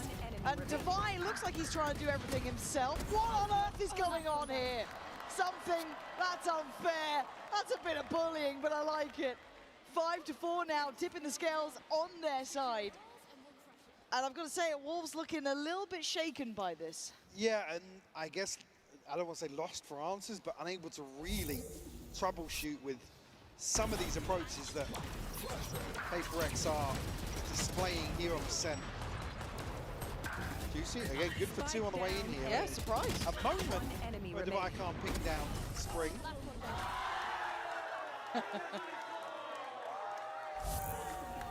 Paper X watch party loving that one, but 5-4 we go back through. Buyback in play. And it looks simplistic in approach, it looks direct, and Something looks to turn this operator into a shotgun. I mean, he's feeling himself here. It's a really risky play. It's now been... Oh! Great target selection! Catching Sufat Baby just in towards the Owl Drone, and he's still standing. He looks like he wants to absolutely pop off here, and he is. One by one they come, and one by one they fall. Can he find that final man as well? YU looking to try and take towards the site, but something's been dominant about this so far. The double swing, position noted. Something's going hunting. Hungry for his 4-3 already in the round. There's not much to be done for YU here, Mike. Especially not now. Already a solid idea of where he's at. PaperX just want to decisively close out round 10 here. No escape. Nowhere to run and nowhere to hide. Something gets his fourth, and he is just getting scarier and scarier as the game goes on. Like they're channeling into that 6th gear. Putting up now 5 rounds unanswered for PaperX. Oh, did start a 4-1 scoreline here. The tides certainly have turned. We'll actually draw out a second timeout here for Wolves. And the opening stretch of Ascent. Desperate, I guess, from Fade to try and recover things here. Hope for a 6-6. Actually see Fat BB, the one to really lead this dialogue. Yeah, it's not Fade. This is the captain checking in with the boys. See that pressure starting to mount. Because I guess this is the uncharted territory for this team, right? Is being on international stage and, you know, coming up against opponents that you just can't crack through that first sort of line of defense. Again, this is where these guys really earn their money, to be honest. Oh, yeah. He's coming up with the goods here. It's all good and well to have those Cinderella runs, right? And it's why we love them. They're such fun to witness. But the reality is normally that fairy tale falls short. There's been very few occasions where it's gone the whole distance. You could argue EG at Champs was probably one of the only ones that ever made it. The outlier, yeah. That is it. PaperX have been that fairy tale run in the past, but they never quite made it themselves. For Wolves, they have to face that reality now. How bad do you want it? Do you have really what it takes to push someone like PaperX away from something they are singularly focused on? That grand final is what they want. It's Jing gonna draw blood. It's beautiful and juicy. Not getting what he needs there. And a tag or two, but Forsaken happy with that. Something will follow up here. YU will fall. Now actually, regress here, but PaperX will correct. Yeah, just see Fat BB now. They're making it hurt, Mike. Now this is when it's rough to play against PaperX. They know when to keep on pressuring. Don't allow you any say in the round. When you say in the half as well. That's 6 now. With no response. Beautiful. Didn't even look like that was going to land as well. Oh. Simply lovely from PaperX. And as said, the pressure starts weighing on the chest for Wolves. It's still a manageable scoreline. Oh, absolutely, still smiles. Yeah. But we can see these rounds, and they're feeling these rounds, and there's aggression again. Something wants that deeper line, and he's got it for starters. This is why it's so rough to play against PaperX, though. When they get themselves ahead, they know to not let up. Wolves can, I mean, potentially find a 7-5 here. It will be. Yeah. Big tick in the box. Oh, bang on. But that wherewithal, that discipline, that capability in the high pressure games now is the biggest test for them. Looking a little fraught here so far. Last couple of rounds just not quite been in the wheelhouse. And again, the timing on these knives, rather good. Fragment to prevent anybody slipping the smoke, even though Devi on watchful guard here, tucked into logs, because I mean PaperX can sit in this formation. Oh god. I mean, Devi's just, he does get caught playing ahead there. That is one thing that's worked in their favor. He tried to lean a little forward, gets punished. But Forsaken, the Guardian in this one, keeping them at bay. And look at who slipped towards the site in the meantime. Jing still here, doing the dance, does it well, takes down another. Forsaken popping up with 20 seconds. The leader for the Wolves side. Has to stand and he can't. Falls to Forsaken at 8-4. Such a commanding scoreline. Really is. Wolves' resilience will be tested once more to try and come back here.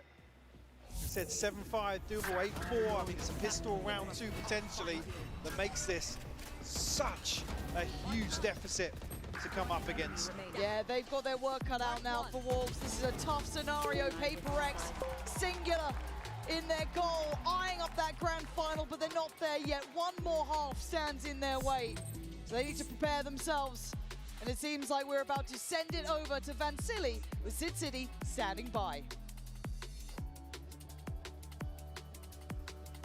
Thank you so much, Pansy and Hypog. We have a hell of a game so far, but I'm joined on the floor right now by Sid City. Toronto, give it up to Sid City. Sid City, how are you doing today? I'm doing good. The energy in the stadium is insane. Yeah, exactly. I mean, the last time we had a chance to speak with each other, it was during an Americas matchup in LA. What's the vibes like here in Toronto in a sold-out Masters Toronto? Yeah, I think it's insane because the East Coast and Canada hasn't had an event like this in a long time, and Los Angeles always has events like this. So the crowd, I feel like you guys are like super excited to finally be here in person and watching the games. Like, you guys are insane. Toronto, are you excited? Hell yeah. And now you have some experience playing in Game Changers before, so you have an eye for skill. In this matchup so far between Paper Rex and Wolves, who do you have your eye on so far? Okay, honestly, at first I wasn't gonna say this, but after that ace with the deagle on that defuse round, Devi. So does that mean Devi and Paper Rex are taking a series? Yeah, I mean, I got PRX rocket on my sleeve right now, so I think they're gonna scare us a little, make it a close match, but I think PRX is gonna like close it out. I'm sorry, Wolves. I'm sorry. You've been great though. Well, Wolves, you know what to do. It's time to Thank you so much one more time, Sid City. Let's bring it back to the game. Vansili sending it on that. He's such a bold man. You know I what I mean? He's actually been rehearsing that for the last few days. That's what I've been hearing in the hotel. A few howls, yeah. Yeah, fair play. And they're going to need a couple because 4 rounds isn't many, right? Paper Rex sat on 8. You can see on the Coinbase Econ report kind of just the lay of the land, really. And it has been a bit of the something show in my mind. He has elevated. I was worried after that first round with the operator. It didn't seem to phase him. He was right back into business. Yeah, and I think the issue being now coming into the second half, you see the string of rounds. It's been collected by Paper Rex. Wolves haven't had much of a say in some of these losses. Yes, coming down to maybe a 1v1 here and there, but all the crucial kills feel as if they went Paper X's way. Like I said, we started at a 4-1 scoreline. Now, it being 8-4, a pistol and a round 2 can often seal the fate of a team. Juicy on the line here. First contact made, that's 2 players, and a third now noted. That's a lot of info. CFAT BB is being bold about this, but he's been revealed, he's been just about everything, but they've weathered the storm. Yeah, I think initially there, the further investment in utility implied that Paper Rex were going to follow through, but maybe the Prowler catching on CFAT BB made them think there's potentially a little bit of a stack. Oh, the timing on this. I saw. Lovely timing on that, but something is free. A little bit of a Dinkpo going to do some serious work. The Spring's already down low, now even lower. Cleared, Forsaken, Divide, trailblazing their way forward. The A site is their goal, and the plant's going to be in. YU and CFAT BB, a 2v4. A couple of members of Paper Rex tagged up, but certainly doesn't swing this in Wolves' favor. Have to overcome the odds here. Paper Rex just poised for anybody to step out. That's it. Finds a second. Okay, it's not over yet, but YU's going to come into this as well. Jing's quieted him down, but CFAT BB's going to see both players, basically. He's got to know where they are, but he can't do enough. A desperate attempt to get them back here. But Paper Rex take another step in the right direction. On the brink of double digits. Again, as soon as they find, I guess, what they perceive as a point of weakness. They follow through. Wolves not able to even backtrack.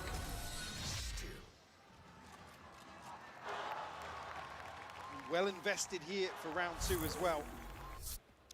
Don't want to leave anything up to chance. Rifles except for Patmen and Forsaken. Actually, Wolves set up in a little bit of a stack here. Flash in's only going to slow down the inevitable, it feels. Maybe toying with the idea of contesting that orb, but doesn't happen. I think Paper Rex probably smell something. There's a trap around that corner, guys, I'm pretty sure. Feels weird over there. And something looking to farm. If he falls, it would be a prize possession garnered. I was curious there if Forsaken was going to show some utility on the other side of the map, because it's just Lysor, but Devi actually is calling a cancel on that. That's one. There's more.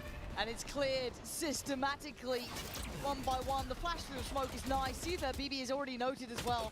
Can't really fall away from the stairs, and Jing already takes the angle. Paper Rex looking locked in here, Mike. They are pulling no punches. No, they're not. Again, showing diligence this time 30 around. seconds left. And that's when it really flips the switch. Wolves the ones to left, kind of to sweat in this scenario. Almost a second guess themselves, but Jing, a third found and a 10th on the board for Paper Rex. This buy round, that's it, is huge for kind of Wolves. it. And this bonus even bigger for Paper Rex if they can find it. Only the one casualty. Later you're gonna cry, bro. So they come into Later round you're gonna 3. cry, bro. Flushed out in terms of the inventory. And Patman actually just going to ride a Sheriff through here. It's Forsaken and Jing closest in terms of this ult cycle. Cover going out. Nothing of note for Wolves, but potentially a pace change.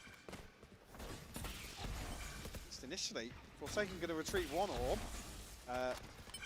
Trying to retrieve one orb. Yeah, a couple times of asking. All good. But don't have control over towards A main, so...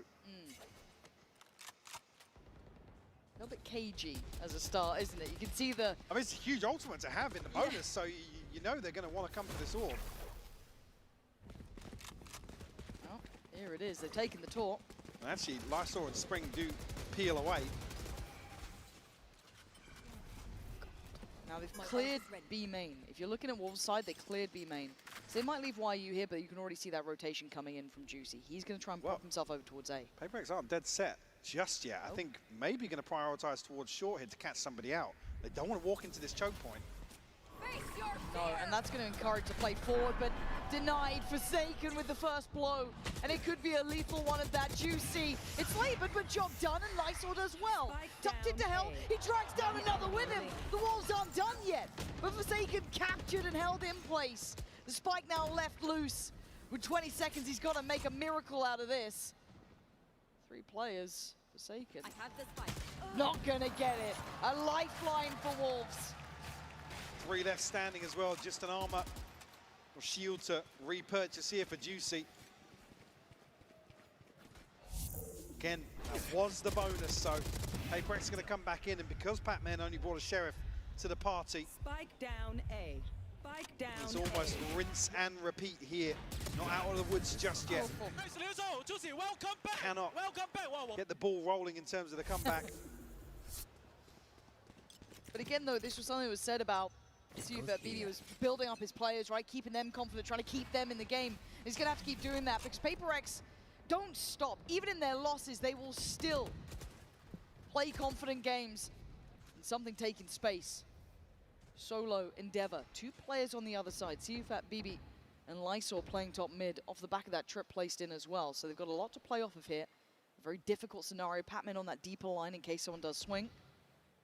And it's got to be those early protocols being cleared. I mean, it is a duelist's nightmare to play into this composition. But Lysor dancing with death here. Still have that trip, so they can still have confidence behind that. But they've read it wrong to an extent, right? They're kind of falling for this fade pressure on towards B main, but we know where it's heading. Paper X are once again eyeing up this A site. This is brutal.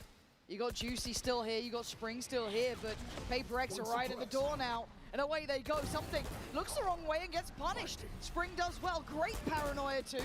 Tries to slow the roll here, buy time for these rotations. Pressure from main held back by the smoke, but Divide gonna lean forward. Lurch closer. Juicy play in the corner. Gets denied. Looks for the follow-up. No. Spring barely alive on two, but he's still breathing until then.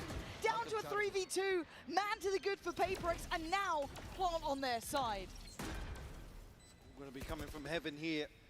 So Fat BB a little ahead of YU. Nobody from Paper X overstepping. They're tucked in right now. Got to see discipline. Oh. That's a shoulder shown. Some damage made. So they could know 2 players off of this. That Forsaken on third the X-ray, though. is a problem. That third being Forsaken, but they're losing out on the site. Couldn't quite get the follow-up. And Paper X striding closer now. 11 rounds to their name.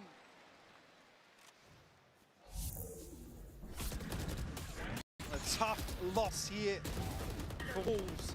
Like I said, with the bonus being as well invested as it was. One enemy remaining. Oh, now seems daunting to approach this round 17. God, you get that sinking feeling in your stomach, Yes, don't for you? sure, yeah. Your money's rotten. You haven't really found a way to handle Paper X. Maybe your chances existed and died on that first map, but they're not out yet.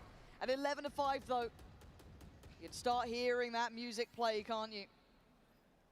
That 12th round looking likely, but in its way, good couple of Sheriffs, Ghost, and a team with a whole lot of hopes here.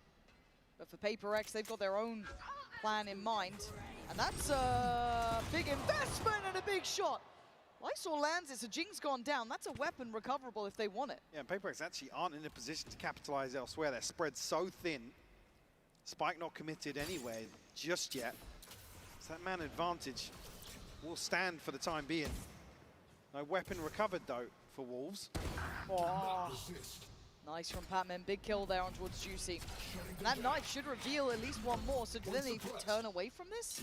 Or do they just keep stepping forward? It feels a little headstrong for my taste, but it's Paper X, you kind of know what you're in for here.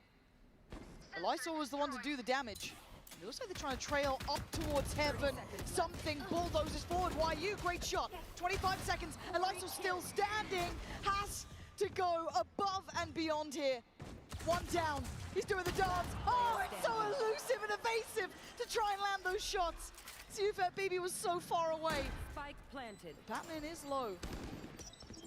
Forsaken is not. I know. Oh, Hail Mary! Oh, for a second, I thought it was possible. But 12 found, and the final stand has to be now for Wolves. This time Paper X able to wait out, navigate their way into this defense. Get everything they need. It comes down to a fine margin once again. The Paper X undeterred in terms of the finances here. A couple of ultimates starting to rear their heads. On the side of Wolves, actually, a few members just one away from some of these key ultimates, but whether or not we'll even get a chance to see them. Juicy, Fat BB, no command here from Patman. Okay. Anti-setup though, which is nice. So they're still going to get a bit of a reward from this, right? It starts feeling very, very likely. Layers of ults though. Lysol could be in trouble here. Fat BB trying to get on site, but Juicy goes unattended, unchecked, and he's rewarded. Great kills on two. Finding more would be mythical at this point, but for Paper X, they are left in tatters. Mike, I don't know if they could do it just these two players. Desperation play from Patman has got his man, but Wolves stave off what feels like the inevitable with 3 still alive. Clinging to life here, the neural theft being the catalyst for Paper X. They know they have to fight for sight then. I think Patman, down to just a lick of HP. Yeah. No chance for them to sit back and try and defend that, but yeah, Juicy really the one to stop this from spiraling out of control. One enemy remaining. Second ping paying off there. Breaks the money. Yeah, it does. Still got ults though. I say ult. And it's a scary one with something. He's had a really good map here. Can they deny him now? Can they stop it now? Spring forced away, looking a little shaky, but something's fallen. He's caught on the trip. Nobody broke it for him. Which is a little bit worrying. That could be a tilter for him there, because that was meant to be their kind of, I guess, main part of the piece. Yeah. Like I said, it's a nightmare for a duelist to play into this composition, but you really need that second or third man in line to deal with that sort of thing here. Juicy deals with Jing handily. A bit worried there that he'd found like a, the dream gap to try and punish, but not to be. So Paper Rex try and do what they can, and Wolves aren't allowing it. Patman does well towards site. Sufat BB still on the back lines. Doesn't need to overextend himself. Waits for the swing. Wolves control this well, Mike. Double digits. That's where I'll start That's believing. when we start. Yeah. It takes one round. Paper Rex up to 12 here. And that is a frustrating one for something. Yeah, again, just looking at the minimap, there's two members here down in Arch.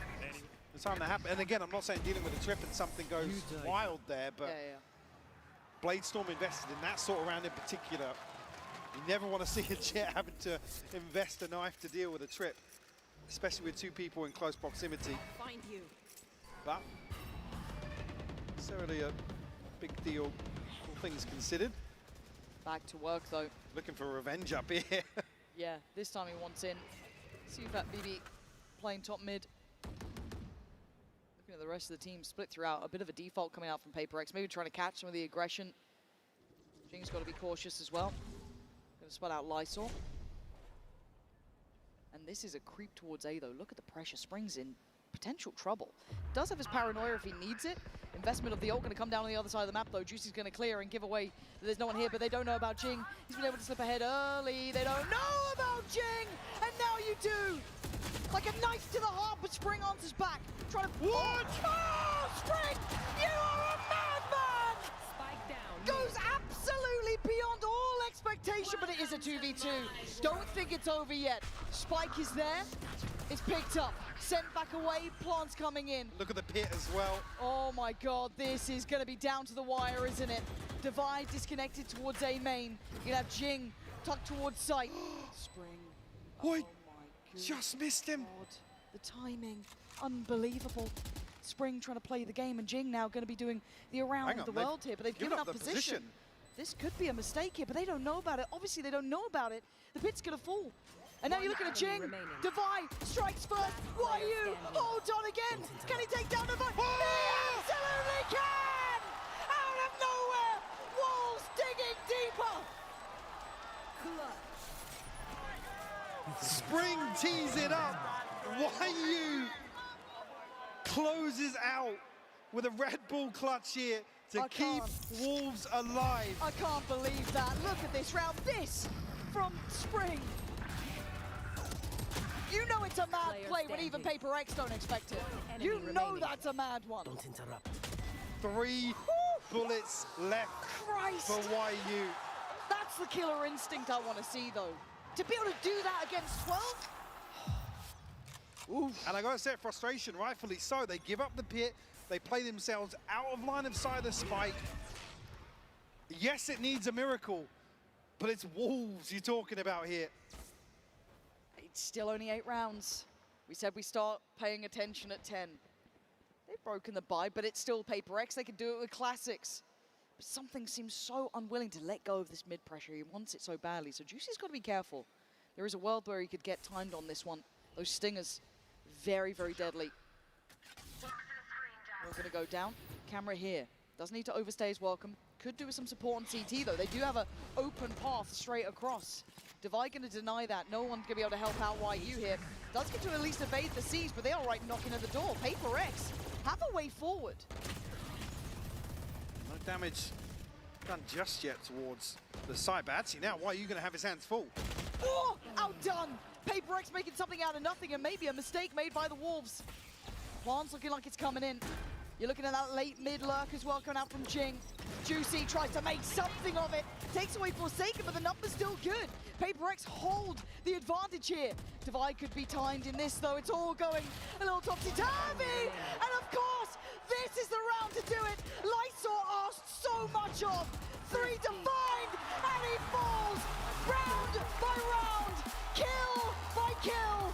And track by track, that final stop fight, that final destination is now locked in for PaperX. Further elevation on the side of PaperX today, overcoming. Quickly become a fan favorite here in Toronto. Still, got to come away from this series with their heads held high for your Wolves. Yes, absolutely. But PaperX deliver an absolute banger here. And a 2-0 victory over Wolves. Yeah, spot.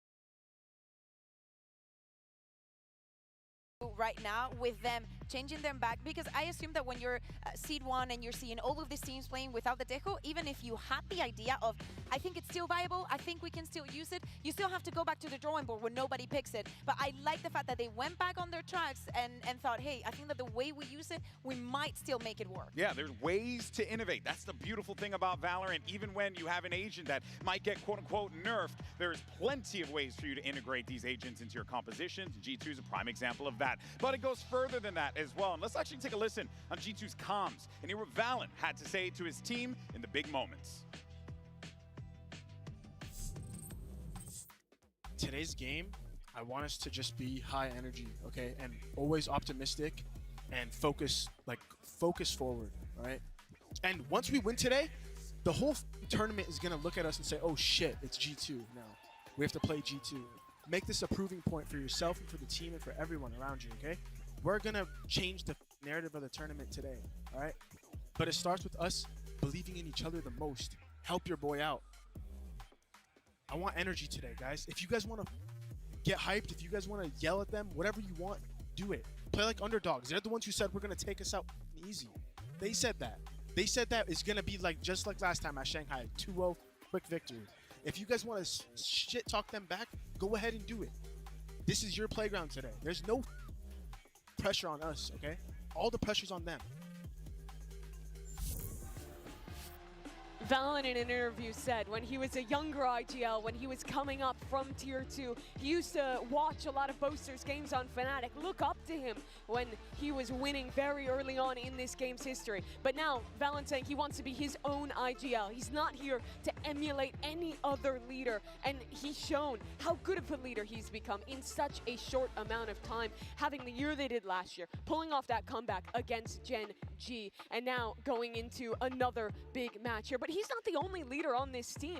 Leaf as well, behind the scenes, adds so much into this roster to help out with ideas and to help Valen with that leadership. Yeah, and even behind the scenes, but also we can see it in the server, because clutch after clutch, Leaf will be on your screens. And today, he will be on Fnatic's screens, because the performance that we've been seeing from him all tournament long, but especially since they fell onto this lower bracket, which was pretty early on, he has been delivering. It doesn't matter the map, the agent that he's playing, you can always count on Leaf. And if you're on the other side, you must count your blessings, because if he's alive, you're not getting it. For my money, this guy's top 3 in the world, right? Yeah, and really, the amount of confidence you have to have to take 1v2s the way that this guy does in those clutch situations is really something that is astounding, Mimi. But there's a player across the stage from him that is also very much up there, and that's Alphayear.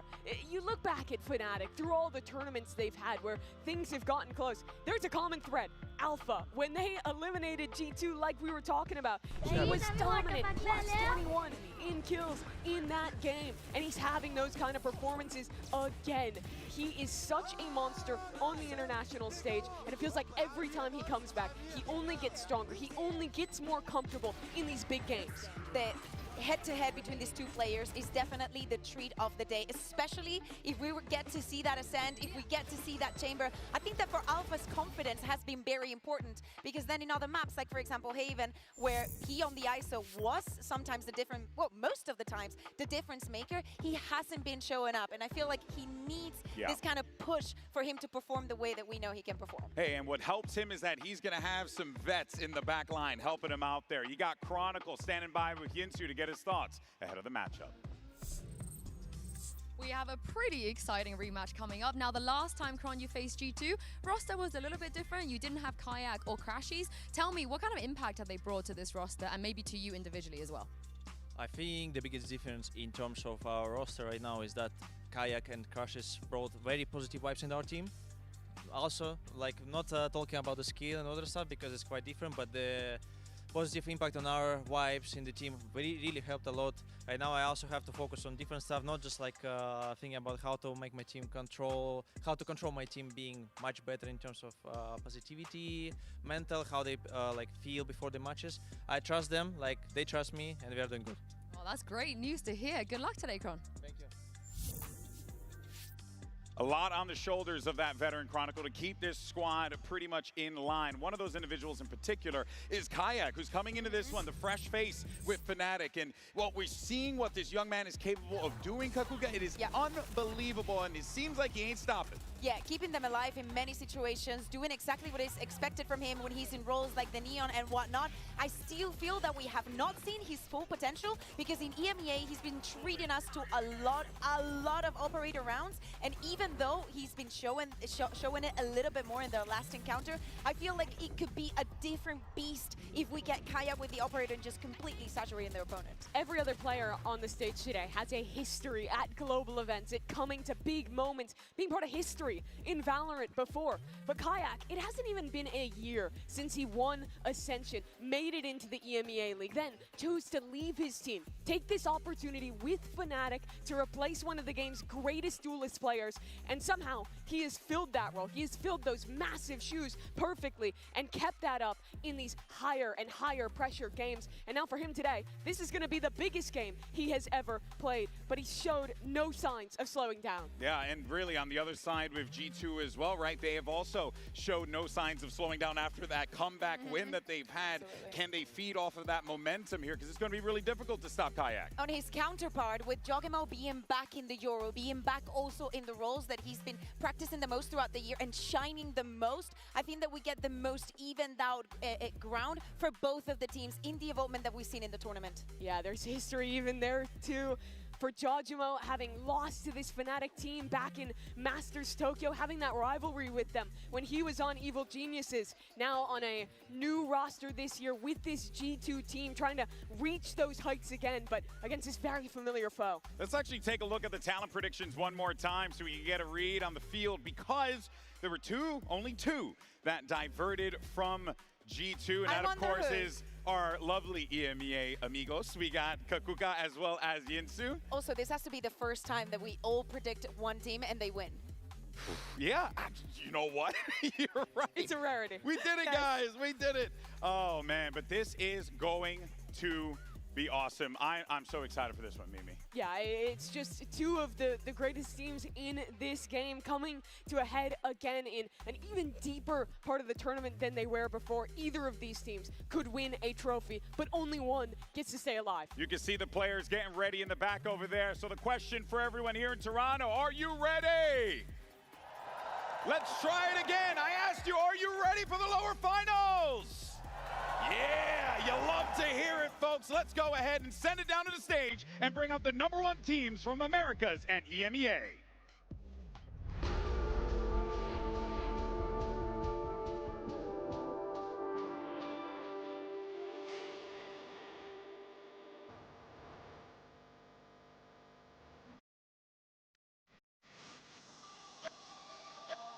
G2 Esports.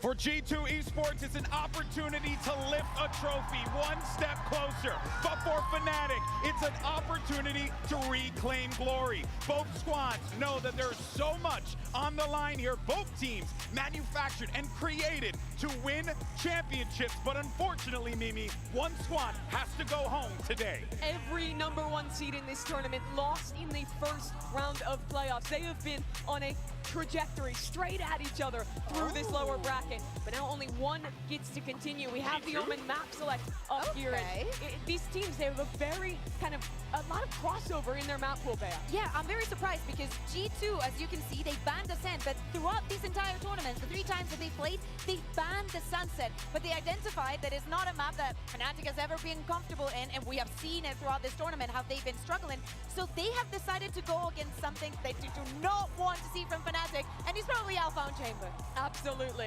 Fnatic looked terrifying on that map. It's a very good choice from them, I think, in the bans. But despite being able to have that target ban, these are all maps where Fnatic is very comfortable. Yeah. Maybe they looked a little shaky on their Haven earlier in this tournament, but you look at their year as a whole, and these are three very strong maps for them. And there are also three maps where, unlike G2, they haven't had to change up a whole ton. They've been playing these same comps for so long. Yeah, I really hope that we get to that last map, to that Haven, because both Paper Rex and Wolves ban it, so this could be the last Haven in the tournament. In fact, it's either that or we do not see it again. But as you were saying, Mimi, I agree. The first two maps, they've been good for Fnatic. In fact, this resembles of EMEA. Fnatic banning Pearl and picking Split. We've seen it 3,000 times. But that first map, that Lotus, I think that we have also seen showing from both of the teams. This is one of the maps where G2 has grown the most, going back to that Tejo. And I think we understood from the way the Fnatic was playing the other day that they are literally back the same composition, playing the same way. We saw that Odin control on A, the same things that we've been seeing for such a long time. You could watch a Fnatic VOD from 3 years ago, Yeah, and it would be the same Counter-Strike. Yeah, which Fnatic it is, because they've always just been But that's so good crazy, at though, this that map. you can do that, but they're still so damn good, even when you know what they're going to do. A lot of teams chase They should not do the same today. the absolute peak in the current meta, right? I think G2's a great example with how much they optimize the tail meta. Fnatic, once they have a comp they know is good, it is all about just perfecting that down to every detail. And their Lotus is the ultimate example of doing so. The fact that they still win, that they're still strong after all this time playing the same composition. It's a split crowd here in Toronto. There's G2 fans coming out in full force, Fnatic fans letting their voices heard. Look at them, they got the onesies out. You love to see that. That's cool, get me one of those. Oh, we have some in EMEA, they're pretty cool. I want to Are wear they one of warm, those. I'd say? I mean, I'll tell you what, I'll sweat my butt off in there. Okay. Daddy. All right, I had to question a lot of things there for a brief moment, but all right. In any case, though, as we get ready for this one, Mimi, you can tell, man, the crowd, the energy is electric in this room. Yeah, Fnatic, they have become crowd favorites. You see Boaster playing up to them. I think he's trying to do his jinx on them that you've seen in some of the little videos. Always trying to do something fun, make the pressure fade away for his teammates. Here's your agent select. We shouldn't expect any surprises. G2 locking that fade suggested this is the same comp they pivoted into after they lost with that Neon. It's the comp they've been playing all of stage one back home in Los Angeles, but with that fade subbed in for the breach. I'm really looking forward to the changes that Fnatic have to make to this defense. Again, control infantry with the Odin, very old stuff, but especially with this Tejo, I think that G2 is going to be one of the first things that they target. As I said, Kayak on the operator. If they start snowballing rounds, this could get too easy for Fnatic. But right now, they should be like, hold on. They picked Lotus. Are we this obvious? Because we've been having such good results in the map. Yeah, could it be a trap, right? That one has to wonder, but at this point, right, both teams are going to go out there, play their game, and hey, you just got to see where the coin lands, right? That's You all it is. absolutely do. You have to look at the battle between these leaders. Both Valen and Boaster as well have been so good strategically, so good at building up their teammates, bringing that energy to succeed on stage. But there's still such a gap in experience. When Boaster was winning trophies, Valen was bringing this team out of Tier 2, dragging them through Ascension to make it into the Americas League. But now here they are, an opportunity for them to be able to march forward, send an EMEA team home, but alternatively, Fnatic can end America's hopes here and now. Listen, we can have the best of both worlds. How about Fnatic wins, and since we have Crashies, you're still making it onto the lower final. I can't concede that, but I don't know. I'm a bit of a G2 stan, so you never know. You never know. I wonder what they think, GB. You know what? Great call there. How about this? Toronto, who you think's gonna win? Let me know right now. We got a little bit of all over the place. All right, is it Fnatic? Is Fnatic gonna win? What about G2? Oh, that is a reaction for G2 Esports as they get ready for this matchup. Players setting up on that stage, and now it is time. Toronto, let's make some noise as we get ready for this lower bracket matchup. Here are your casters, Brent and Sideshow. Thank you very much, guys. Yeah, excited to get back into this one here. We have two Titan teams, Josh, that are facing up on the stage in Toronto, both looking to carve out their own spot in the history books for VCT itself. Two teams that ended up in the lower bracket right at the beginning of our playoffs, and both of them trying to pull off the improbable, the impossible, but not for them. These are two teams with the most confidence to know that they can do it. And two teams that you've seen make historic comebacks within maps. You only have to look to recent history for G2. You're thinking about comebacks on Icebox. Well, the team on the other side has pulled off legendary stuff themselves. This is NA versus EU. EMEA, they haven't won a trophy since Fnatic themselves won those back-to-back tournaments in 2023. And that's what the region is hunting for. These are two teams with similar styles as well. The lower bracket with players such as Chronicle looking to continue being the winningest player of all time. Jorgamo looking to join the list, a tiny list of players who've won champs and masters. Only Sassy there. There's so much rich history, but only one of these two teams is going to be able to make it through to Battle Wolves in the lower bracket final. Oh, we're going to be getting into it surely here for our opening pistol round between these two juggernaut teams. Toronto, make some noise. Let's get loud. And what a bold pick this is for G2 to be going into Lotus, which I would consider to be essentially home ground territory for Fnatic. It's home ground though for both squads. And G2 taking rebel control as Fnatic get ready for a trap play at front B. Slow is going to be the name of the game for both of these squads on their attack sides, feeling out what the defense has got going. Because they're both pretty happy to play retake trap styles, and Boaster is in fact the opening kill. And blood's going to be drawn out, the G2 bodies are dropping. Not relenting though, G2 looking eager to try and take site control, but they've got a crossfire center to try and contend with. How did he get two? How the hell are you doing that? Jonah P, drive by, swings by. And just like that, in a blink of an eye, it's Fnatic now that are on the back foot.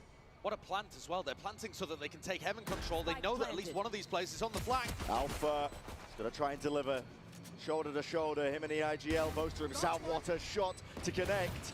Not anticipating it. Boaster delivering an Alpha from the side. Boaster's on his feet already, round one. You'll be seeing a lot more of that. G2 almost there, turning around a 3v5 situation, but they just couldn't quite get it done. 6 shots towards the end, a bit of a freebie there as well. That's a rough one for Jorgamo. But these shots towards the end, Alpha hitting a beauty onto Jonah P, untradeable, and then cleans things up towards the end as well. He's cooking. He's ever the show, man. I think having the fans so close at this event has just spurred him on to greater and greater showmanship heights. Absolutely. He does love it. He's talked in interviews as well, Boaster, about trying to just get the best possible results before he thinks about retirement, which is mad, but he has been in the scene for such a long time, and his teams have been astoundingly successful. He's talked in this tournament actually about becoming the greatest leader of all time. I think if you made the list right now, it would have to be Boaster at the top. But he'd like another tournament here, just to properly seal the deal. Set it in stone. And we're expecting a slow and methodical game from both of these teams. Going to be taking their time with it. Might feel like a bit of a whiplash after you've come off Paper X versus Wolves. It definitely will. But both of these teams, they do have similar styles. Fnatic, G2, they're going to be playing to allow their opponents to plant quite a lot and make them bleed as they get into the sights. Head not popped over towards the ledge as Chronicle holding close. Catches the contact over the re-swing. He's going to be traded, but Alpha towards the back. The ghost in hand, and he's going to be buying time for the rest of the team to start to get in and get active. Kayak tearing them apart. Leafs is going to try and do whatever damage he possibly can from this spot.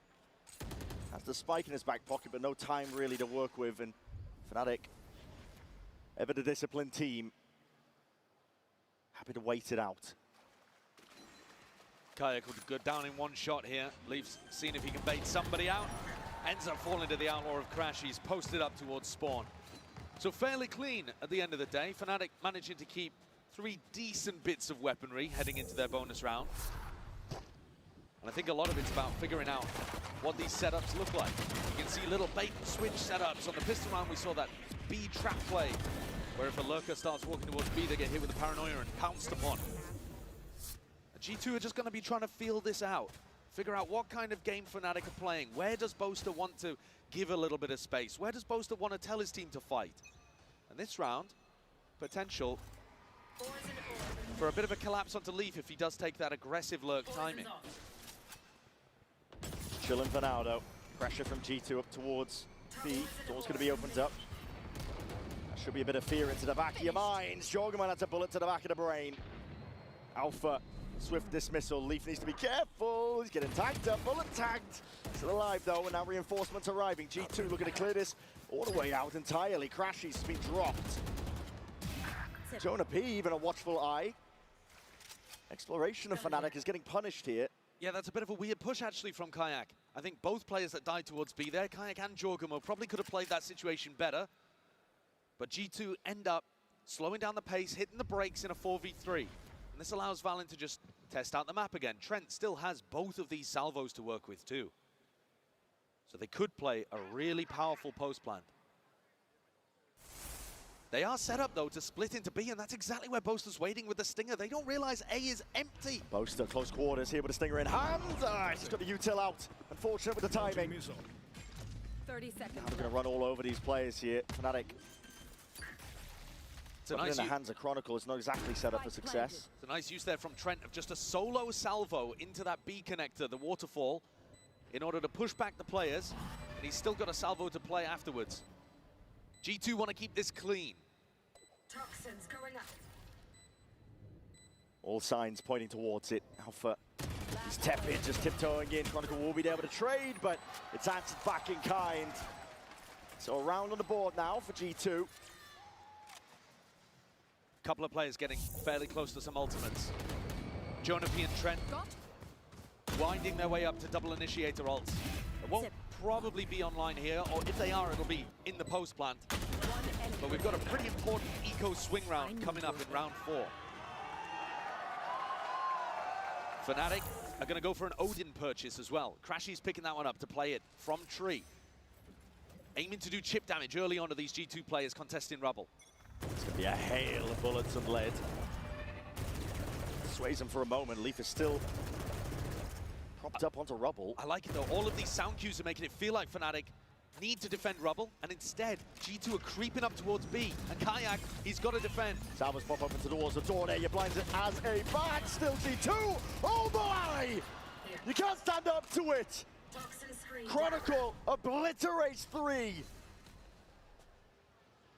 Perfect timing, even though Fnatic weren't 100% sure how that B exec was coming through. Does Crashies get caught just jiggling the corner? If he did, it would open up the A site and make a 2v4 possible. Missed the timing on it. Backs away anyway. It's going to be very difficult for Valen and Leaf to dig themselves out of this spot.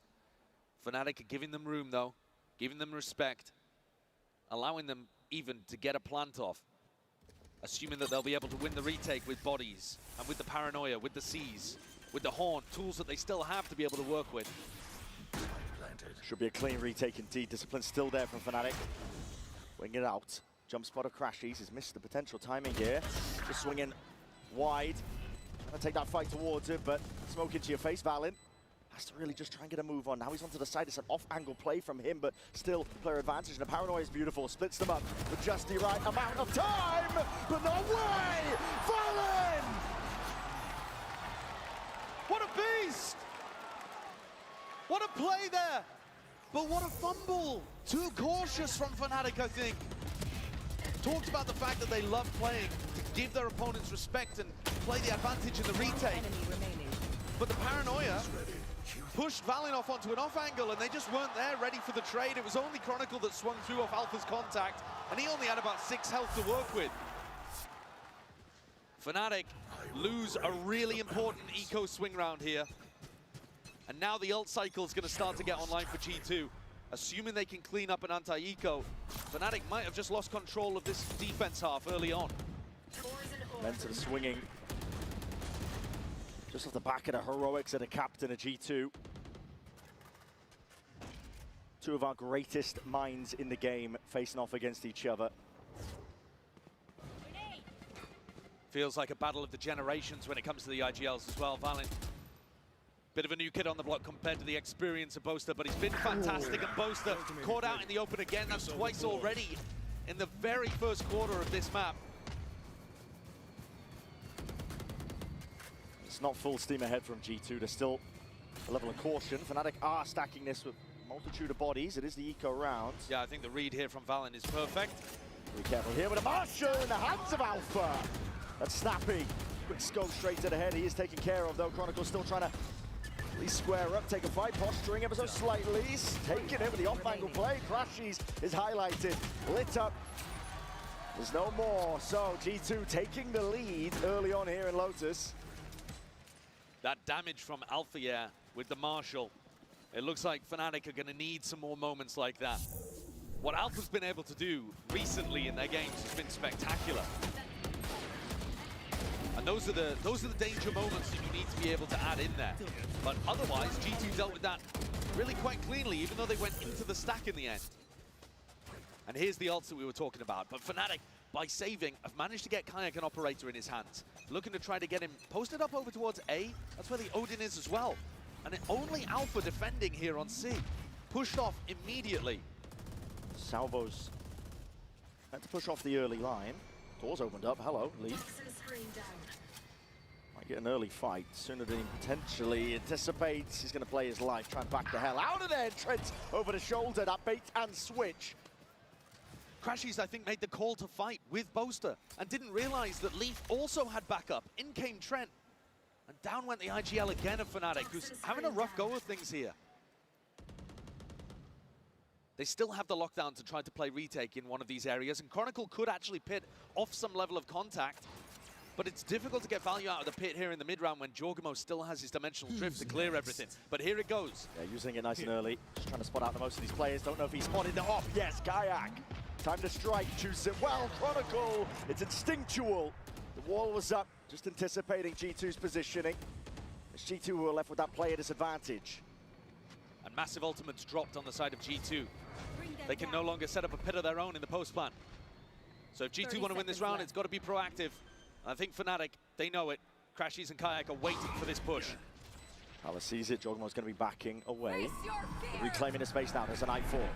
Trying to lay claim to a lot of this towards it, but there's that up angle. A whiff from Kayak with how he's been playing. K damage kicking in. Get a TP. Valen's barely out of there. Trying to play the crossfire setup. Chronicle wins this fight out, and that's going to be the lockdown to secure. Fnatic have all the advantages here. Everything in the world going their way. And an investment of the ultimate just to make sure, just to absolutely guarantee that Fnatic are able to tie things up. It's a big recovery in this round from Fnatic. If they'd lost here in the 4v5, would have been a disaster. But Kayak gets good value out of his op, and honestly, the way that G2 were utilizing the Yoru ult, Fnatic read the timings, and they just knew that people were going to start pushing up off the back of it. Chronicle has got great reads on that kind of stuff. He's been around the block. One of our most experienced and one of the greatest players of all time. You look at accomplishments. The accolades, man. He's already got 3 trophies. If Fnatic can somehow pull off this lower bracket run, he will just be out miles ahead of everybody else with 4. Making a serious case for one of the greatest of all time. G2 feeling pressured into the timeout here. And I think there's been a pretty serious shift in Fnatic's defense now that they've got the operator online. They are still finding holes over towards A early on, but what G2 are struggling with is being able to take the site without getting caught by one of the Fnatic players who's just trying to get one and back up. It's not like Fnatic are trying to defend the sites to the death, but they're just trying to grab one G2 player and then back it up and always force G2 to be the ones that have to overextend and overfight to get the space and get the plant.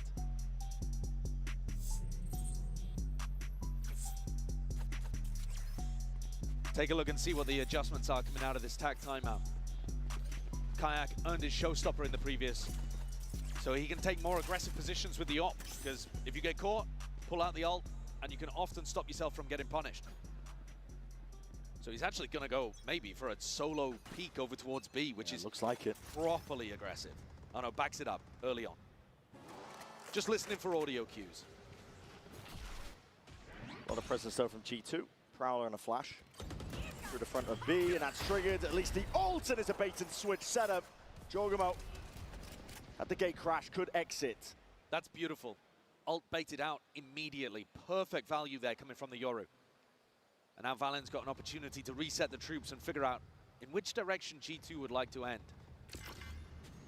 Another single salvo to try to push Alpha away. They know that Alpha loves to play this angle. We've seen people even pick up attack side ops to try to punish that. Alpha feeling the heat, and he might be tested soon, but instead G2 go in a different direction. Doors opened up.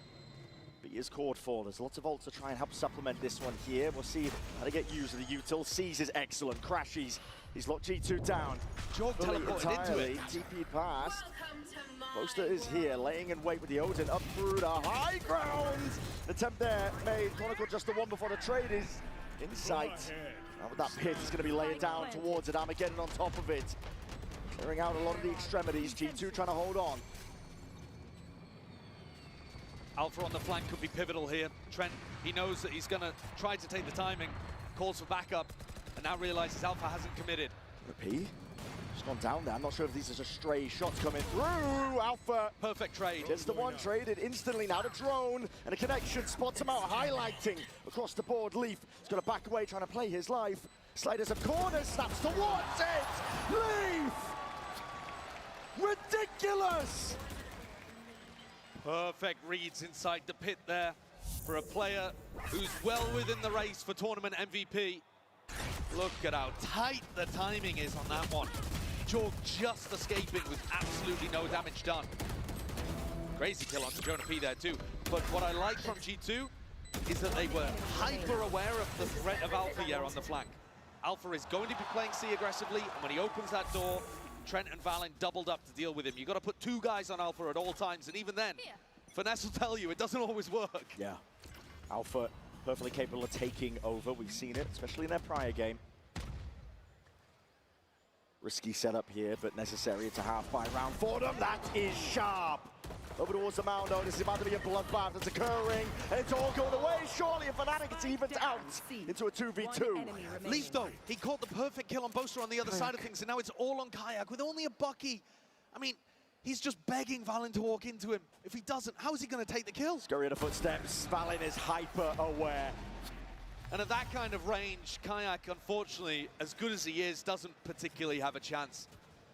We were talking about how dangerous Alpha can be, and that setup over towards Mound almost found Fnatic a turn of the fates. The shots were good, but the weaponry, I don't think was quite up to scratch. And once again, actually, this kill, where Leaf is able to pick up Boaster, and Boaster's kind of, you know, inside his smoke again, getting caught. Boaster's throwing a smoke in the middle. Yeah, and I think that is actually a bit of a recurring problem that we're seeing here, is that Boaster's frequently getting caught out. He's 2-6 right now, but it's not necessarily about the scoreboard. He could be playing, you know, those kind of numbers and be playing a great game, frankly. But at the moment, he's trying to hold important positions on defense and getting caught out by unexpected timings. And I think that's going to have to tighten up if Fnatic want a chance of being able to win the rest of these rounds on their defense half at least. A timeout taken for Fnatic to recoup. See if they can dig deep. It's only a 2-round lead so far for G2. It's well within the realms of being able to recover, but when you say it's a 2-round lead, Fnatic also won the pistol here. Yeah. So, you know, out of the other 6 rounds that we've seen, when rifles have started getting on board, G2 have been very consistent. And this time, no operator in the hands of Fnatic. They don't have the wealth to be able to put that into Kayak's hands. And once more set up to go for some kind of B split attempt. The spike headed up here and a potential for a wrap through Blue Room. Potential for a brawl. This is Fnatic stacking 3 bodies. Trying to retake some of that rubble control away from where Leaf has just been lurking. Leaf, he kind of needs to kill that Prowler to create the threat that he could still lurk. And there's a pop in play. They want to try and get a move on here. This is G2. Trying to see if they can lay claim to that B site still. rain down a hail of bullets. That's just from Boaster. He's going to be supplementing the fire, just trying to make it nice and awkward for G2 while a flank occurs. Do they have enough people to be able to deal with Chronicle? There is massive pressure on Leaf right now. Tested. Only just the one. This is Fnatic now. This is their time to shine. They've got a lot of control now towards B main. Flip at the site though. G2 looking to try and take this one up through heaven and a reflank of Valen, but time needs to be played. It's already ticking away, and it's up to Trent to see if he can delay, but smoke in your face, what really can you do from this spot? Timing is taken into a 2v2. They've got to know what these players are to smoke, obfuscate, hides the intent. And Kayak, he's there swinging through, seals it up nice and pretty for Fnatic. Bit of a strange situation there towards the end. A couple of the G2 players left in the clutch, and it almost looked like they didn't know where the plant was. A B pop. Alpha swings through, but it's this flank play that made the difference. In previous rounds, Leaf has been escorted into rubble at the start of this round. He got pushed out immediately. He got caught by a Horn, Prowler, and that gave Fnatic the confidence to be able to double push fully out through A and get the rat play working. The more they can get the read on that, the more they can actually figure out exactly where Leaf is on the map, the better their defense half is going to look. And they've knocked G2 down onto a light buy, but this squad is diabolical with the Stingers. They certainly are. Alpha. He's so far up. Well, really far up. It's going to be a Paranoid blinds it up, and there's already players just on your tail, just trying to hunt you down, Jorgamo. It's close quarters. It is carnage of what's occurring. Alpha decayed. Caught up into the corner from the seas, and Valen was very quick, able to take up most of that space.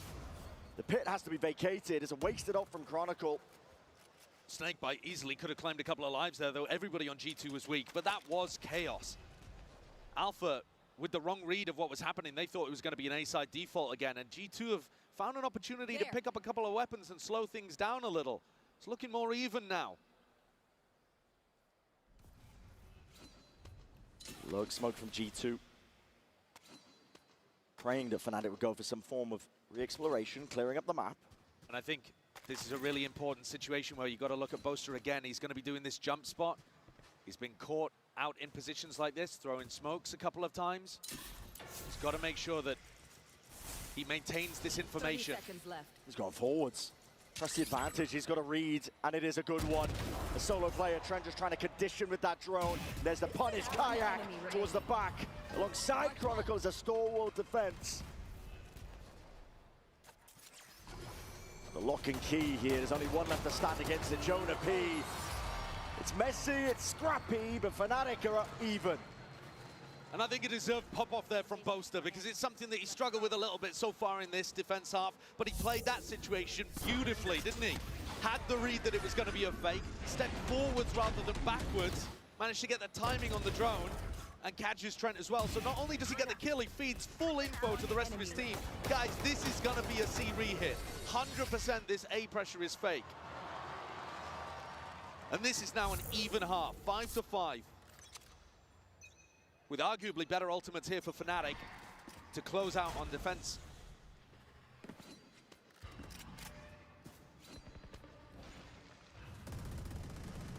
Door's going to be opened up. This is G2. Attempting a bit of that slow siege. That is so much damage onto Jorgamo there as well. Down to 61. I think he would have been aiming to pick up an orb in this round, see if he could get the ultimate online. 4 players from Fnatic over here doing a re-clear, full re-clear of rubble. A lot of utility. You see that Paranoid, you see the Haunt. Could be the timing to try to activate somebody like Leaf on the other side of the map, but Alpha's waiting and his... Just as the turret gets broken, Kayak is looking for more. He's stunned up and misses it. Trent just cleans him up. That's amazing from Jorg and Trent. All on Boaster now, though. Feeling the heat. It's a Paranoid in your face, near-sighted. Plenty of bodies about to be coming towards you. Nightfall avoided. Chronicle. Again, the spam over the shoulder. Curtain raised up. Wall of his own, just trying to stunt it. G2, though, not to be dismayed, trying to get a bit of a move on, trying to claim that A site. Moving forwards, that game of time, it's Chronicle. Just the better of the adversary. He's been really good so far, Chronicle, a pillar for his team to rely on. And G2, they feel like they have to be the ones making the play. Health disadvantage is so huge, but look at the wrap. Look at Alpha, yeah, already aware of the possibility. Yeah, this lockdown. Drop down should be sealing all of this one up, except Alpha oversteps himself, and the lockdown's going to be broke down regardless. Chronicle lays down that snake bite, and now there's a timing to be taken. Fnatic getting a run on, getting a scurry on. It's been stuck to Ham, heads are popped. Chronicle dismissed entirely. Another round for Valen where he comes through in the clutch, and my God, what a call as well. Dismantling Kayak's ult. Oh, it landed on the pillar too. Tragic the way that that splash worked, but it's the final call, this double wrap up through heaven and around behind onto Alpha. Alpha decides to swing aggro on a timing, thinking that it'll catch them off guard, and maybe doesn't account for the fact that they're both going for the flank. And the fact it was planted for heaven as well, it's a really nice way to play that situation. One last chance in this half though for Fnatic to try and draw it level. Jorgamo sending it flying forwards here with a dimensional drift. I made this feel like a lot of A pressure, and there are bodies behind it. G2 are looking to at least take this space. Doors are open wide. Paranoia already expended. Most is going to be using it. This is Anarchy. Crashes to leave from behind. What a good work put in though, and now it's up to Boaster to do the rest. Odin in hand, obliterating G2. Incredibly aggressive swing there from Jorgamo. Moving forwards, no committal. Boaster just looking for that information, and the timing potentially is here for Trent. Alpha, yeah, worried that he's getting flanked from B main, even though the turret is actually watching it. So I think Alpha probably could have just stayed over here. But Chronicle is tightening the net at all times. Toxins going up. Putting a squeeze on him now. Already revealed to the side there. Chronicle, easy cleanup, 6-2-6 at the half. A strong recovery in this half from Fnatic after it looked like G2 were running away with things. Big round from Crashies as well in round 12, as Jorg was hunting him down from behind. I think this implies that we've got a great game on our hands with how even things have started here on Lotus. Yeah, competitive between these two juggernaut teams. All the way through, 6-2-6. Could not ask for a better start to the series overall. Pretty good. Give us 6 though. Unreal stuff. We're going to send it down to the floor. Vansili is standing by with G2 Hammy. Thank you so much, Brenshaw. I'm joined back on the floor by G2's own Arabian Stallion, Hammy. Hammy, how has Toronto been treating you so far? Honestly, Toronto's been amazing. The people here are amazing, and just like, yeah, overall great. What about the event? You were telling me you were walking around the venue the whole time, checking out the activations and everything. How's the experience right here in Masters Toronto? The experience is amazing. I mean, like I said, the people here in general, they're just like lovely to meet and all that, but yeah. That's us, man. That's Canadian. It's good. We just love hugs. Yeah, I do. Let's get back in the game, though, and talk about G2, because you're basically the honorary sixth man for G2. Talk me through the Teho from Trent. Why is he bringing it back? Okay, I mean, I feel like Trent gets too much disrespect. He doesn't need Teho. It doesn't matter who he's playing. He's the best initiator I've ever seen play the game. But yeah. That's what I'm saying. I just wanted to hear it from your words as well. And also tell me why G2's in the golden era and why are they going to win this series against Fnatic? Yes, we'll be winning this series. Not only this series, but we'll be winning the entirety of Masters, I think. Oh, the whole Masters. We will be winning Masters, yes. Okay, and so Wolves coming up next. You think they're going to have this easy against Sufat Baby and crew? Yeah. Okay, and last but not least, I want you to give encouraging words to the G2 players playing up there and also to your fans around the world. Okay, honestly, G2 doesn't even need it. They're going to win. But I hope everyone's doing good. I mean, that's I don't know what else to say. But yeah, I love you guys. You got it all. Hammy, thank you so much for your time. Let's toss it back to the game. Two teams here that are just neck and neck, and honestly, even just looking at the map pool itself, we have our opener of Lotus. It's an interesting one. Listen, the desk was kind of talking about it when it came up as well, because it's a great map for Fnatic. It's one of the ones that they have been lights out on all year. Yeah, it's at the top of both teams' map pools, and I think you really get the clash between both of the callers. Opposite sides of the spectrum, actually, in terms of results. You can see reflected in the Coinbase Econ report, Chronicle having an amazing half, Boaster struggling a little bit, Valen's at the top of the scoreboard, actually, if you're just looking at kills as well. But I think more than productivity, it's going to be the game plans that are going to make the difference here in half number 2. I mean, when I've been looking at these teams, G2 They play for retake a ton. They're on their defense half. They've been winning almost 40% of them. Fnatic are winning post plants 83% of the time. One of those stats has got to give today. Is it going to be Fnatic closing out these rounds cleanly? Placido Styles leaping into the fray across for that info. Leaf break the Prowler, back himself out, and it is slow and steady for Fnatic. They are the slowest team on the attack side that we have, but they're extremely diligent with it. They use the time to make sure that they dismantle trap plays. And yeah, it can get tense towards the end. The clock can sometimes be Bosa's worst enemy. But Alpha might be his best friend. What an opener for Fnatic. I mean, that should be signed, sealed, and delivered on the pistol round. Fnatic with a potential here, a great opportunity to win both pistols on this map. And that can make all the difference in spots like this where both teams are good. Jorg might be going for a bit of a re-exploration over towards B as well. He's just trying to backfill this space, but it's all on Valen to defend here with one Paranoia. Are they pivoting into B? Actually, maybe Jorg will get his chance. They might do. They want to try and go for the B here. There's only 25 seconds left for Fnatic. What is the call? Bit of a scramble, but they're going to land over towards A.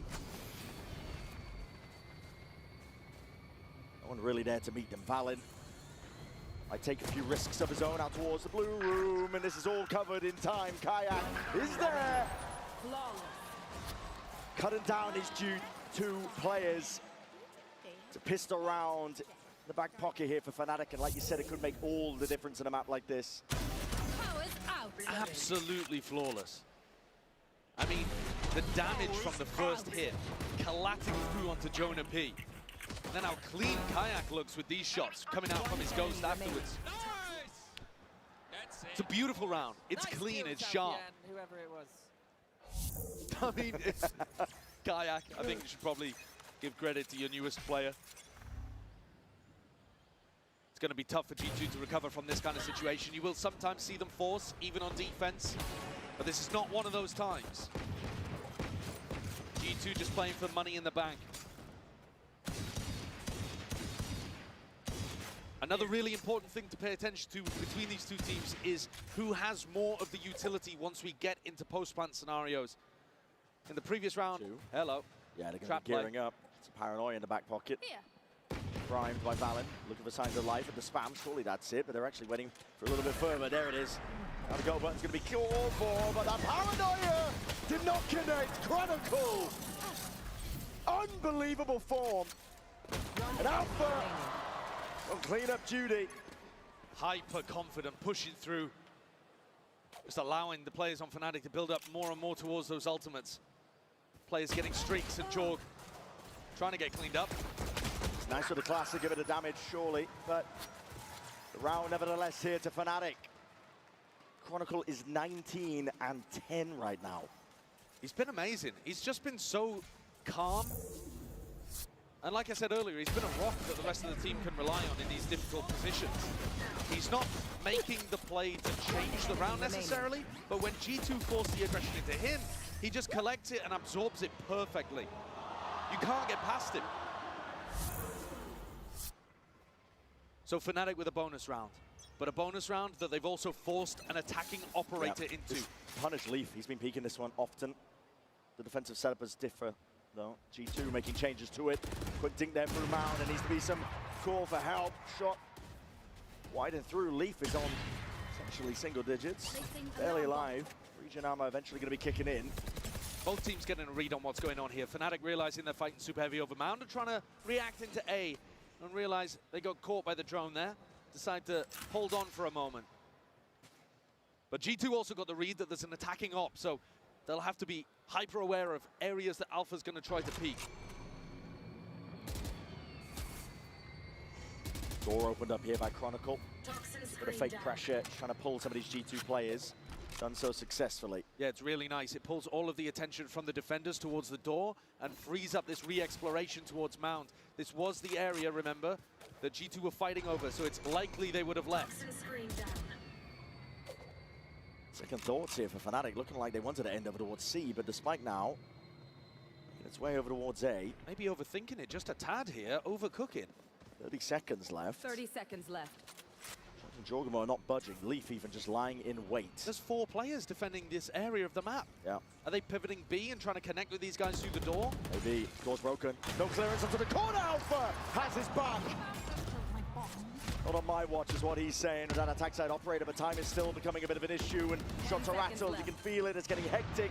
It's getting messy. Trent cleaning up onto Chronicle. Time is against them now. It's fully against this Fnatic squad. And G2, they make the call. Not sure who it was, but to stack the bodies in the final moment now over towards A. They almost got punished for it as well, though, Brent. That round is on a nice edge. You see Chronicle come through from tree, and he's got players running away from him. I mean, the fact that Leaf also gets caught in this situation, the Guardian Barrel just sticking out slightly, but it's this kill, Trent on Chronicle, that I think really changes the game, because G2 then can commit fully to the retake and the flood. And Josh is begging them to play time at the end there, because there was no opportunity for a plant. Very fast play to be made. That operator picked up into the hands of Leaf now. Punishes Kayak. Yeah, I think it's a great call to go for the defensive op for Leaf, because they know that Leaf is going to be on this line. They're trying to punish him with marshals, with attack ops. And if he's got a long-range weapon of his own, he can hold it down. He's got to be careful here. Spots the body. How do you want to play this one? Backs himself into a corner. He does have a little bit of support from Jonah P. Poison's off. And one of the things that this G2 comp is really good at is being able to passively regain information in the mid-round from the Tejo drone, from the Prowlers, from the Haunt. They have used all of those now, though, and only Jonah P's Haunt will be coming back later on. There. Chronicle just sticking around to try to break that and make it feel like they could be going for a C re-hit. There's the Haunt, though. Chronicle breaks it. But the shot comes from so far back that G2 already have the read anyway. Valent's going to be seeing signs of life definitely occurring now. Cover going out. A long con here for Fnatic, just trying to earn up a few of those ults. Really working the map in the process, and they found themselves a slight gap in towards B. Fnatic have been ending with these B splits a ton. I think G2 are fairly ready for this. Jonah and Jorg. Jonah sat down onto the side here, spots it, catching the contact, a bit of spam as well. Comes through, this is Alpha and Chronicle. Laying claim over towards this site. On to B in the plant now to go down, nothing to push this away. Crashes managed to upgrade to a Vandal. Can he strike a dagger blow back to his own region? Huge upgrades. Stun. Has to be sidestepped, Leaf. Just snaps at the crash. He's an off angle by Chronicle, baiting out with the first shot. Now you're going to see that discipline coming through. G2 never without it, and it has brought it level 8-8. Both teams playing that round pretty well, honestly. Just at the end of the day, a weapon difference.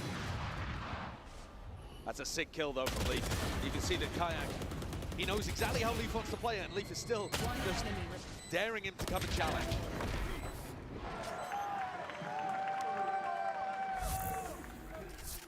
Fnatic have a lockdown to try to work with here. Difficult to counter. But G2 pretty happy playing the retakes as well. Stacking 3 bodies over towards Mound, expecting Fnatic to go for a punish of Leaf. And Leaf is holding it. They want it to feel like it's just Leaf with a bit of solo pressure. Way ahead of this one, still they're going to reveal their hands. So rifle shots ring out. Even trying to see if he can punish somebody going for that jump. But the Haunt out into the open, counter spam. It's Kayak trying to get the punish online, but he was believing in the Haunt maybe a little bit too much, just stood into that Omen one way, got caught. Feels like G2 have been winning a lot of these opening duels. Toxins going up. Drone's going to be expended for the re-clearing, walls on walls. And because Fnatic keep losing this fight over towards Mound, G2 can stack 2 bodies B, 2 bodies A, and be pretty happy no matter where Boaster calls the team to end. Tight to the corner, Jorgamo has the escape policy. Alpha detected over here by the Haunt.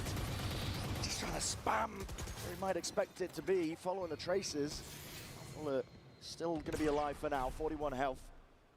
And in a 3v5 like this, you don't really want to invest the ultimates from Alpha Air and Crashies unless they can find a pick beforehand. 30 seconds left. But look at the time. This is one of the problems with how slow Fnatic play. You get into spots like this where you're down and you're not really in a position where you can even make a play to turn the round.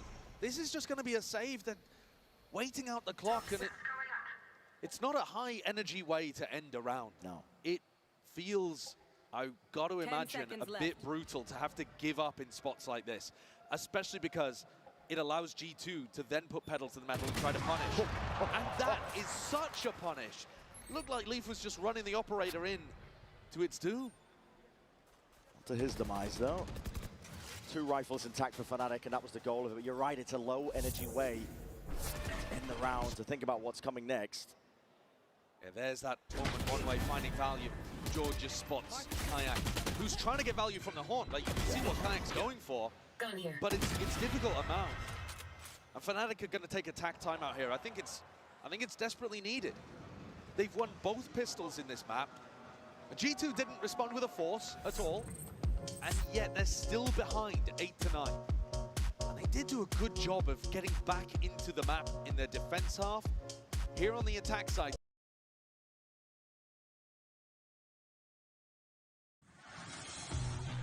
Highlights brought to you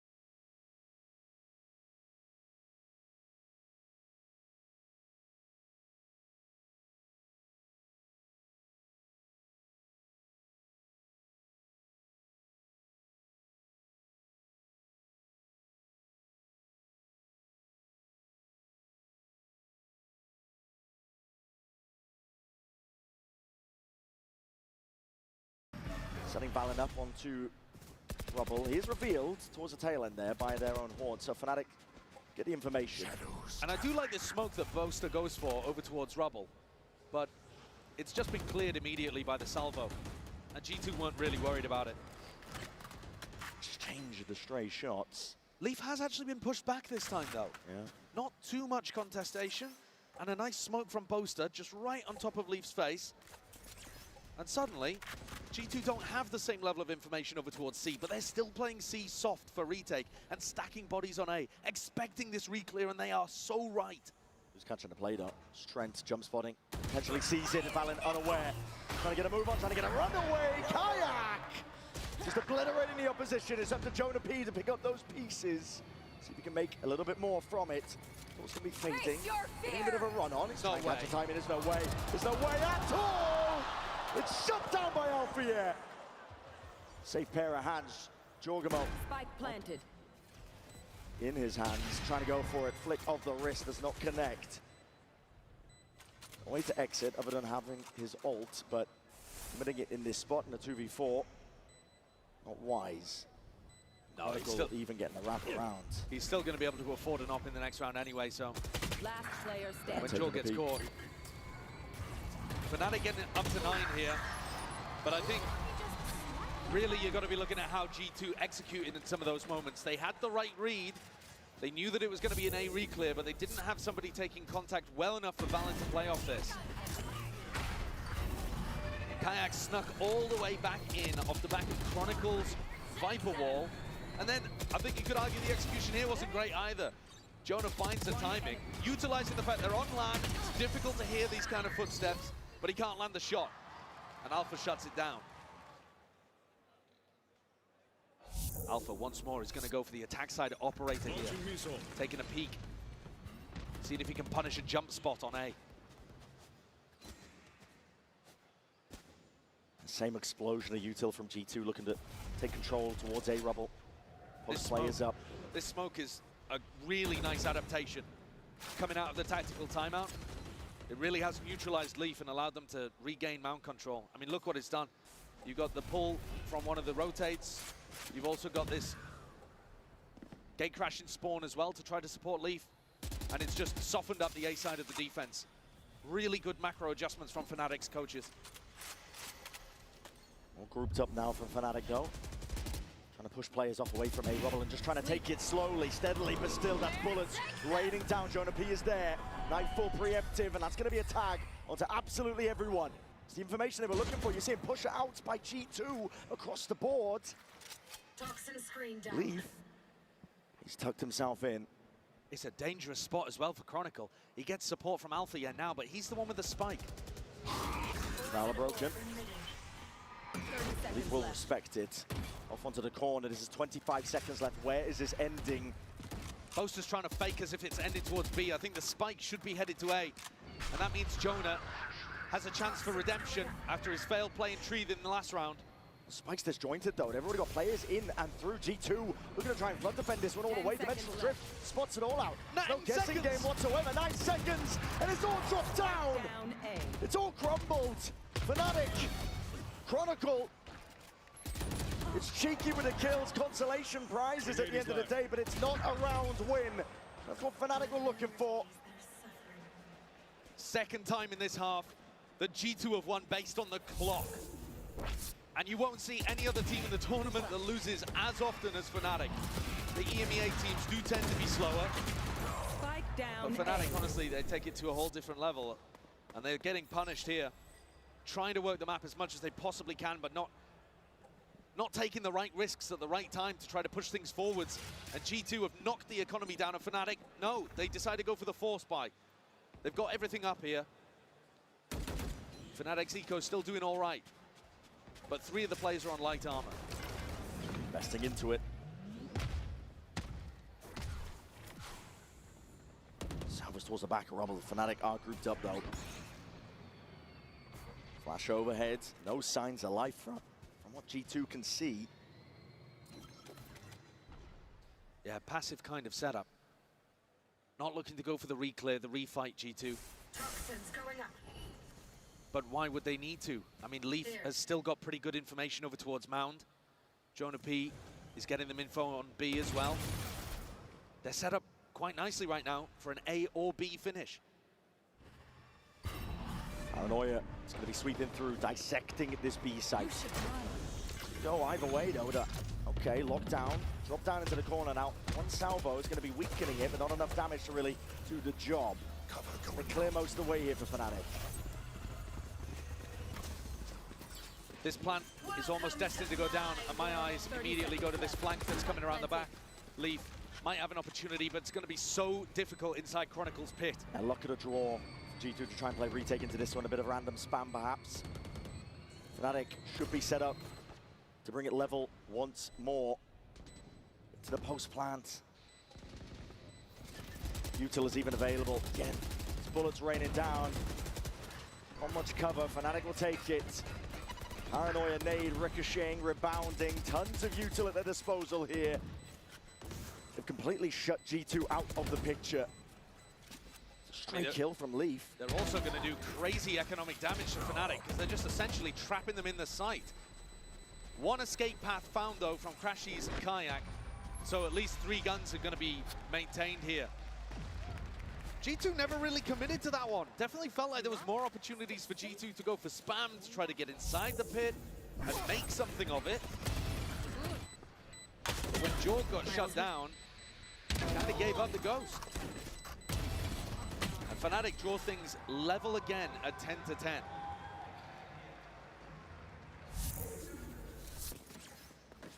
It's actually a rough buy here for G2. Guardian for Jorgamo. Valen only with a stinger. Might be and a seeing big signs brawl. of it. Yeah, big brawl. Signs of it. It's a season of nade. Jorg's TP just not in time to save him there. Kayak, a wonderful opener. Seen that previously too. Jorg, he tried to go for the teleport in the moment, but was just a little too slow on it. That's a great start for Fnatic. I think they've really struggled with the opening kills. Very proactive from G2, looking to try and push all the way out of Rubble. Using a Paranoia, even expending it, but this is being held all the way further back. Crossfire setups. I think are good for them, and G2 realized that would be an overextension. I think all of that pressure, though, that was on the flank, as G2 pressured forwards, it actually pulled the defenders back, and it allowed Leaf to get set up on C properly. Jovi still staying around. There's going to be smokes on smokes. Hiding the intent of Fnatic. Has to be respected. Horn's not going to be broken. Drop the spike. He's still going to be sticking around here with 40 seconds left. Trent has salvos, and he has the ult to be able to work with. Boaster needs to call for them to accelerate at some point here. Tempo needs to be increased. He's trying to bait out the salvo or the ult, but this spike is miles away still. 25 seconds left. Surely this isn't going to be another round lost to the clock. You're only just making a move over towards it. G2 still have bodies over towards you. Jonah B's going to be hearing most of this, and that's the Armageddon. As soon as doors opened up, the slightest of pockets to play inside. And all the way forwards, Jonah B has to be that line of defense. Moving now, 8 seconds remaining, the G2. Reinforcing the site. Still time left. Alfie is going to try and defend this one. Defend it, he will. Pat is down. Wincon potentially there. And Alpha! All in his hands. What a ridiculous round from Fnatic. I don't think they should have ever been able to get that one across the line, but it's individuals that power their way through with the clock all against them. Yes, they got the early kill and set themselves up in a decent spot, but they were just barreling towards the site, desperate to try to get something going.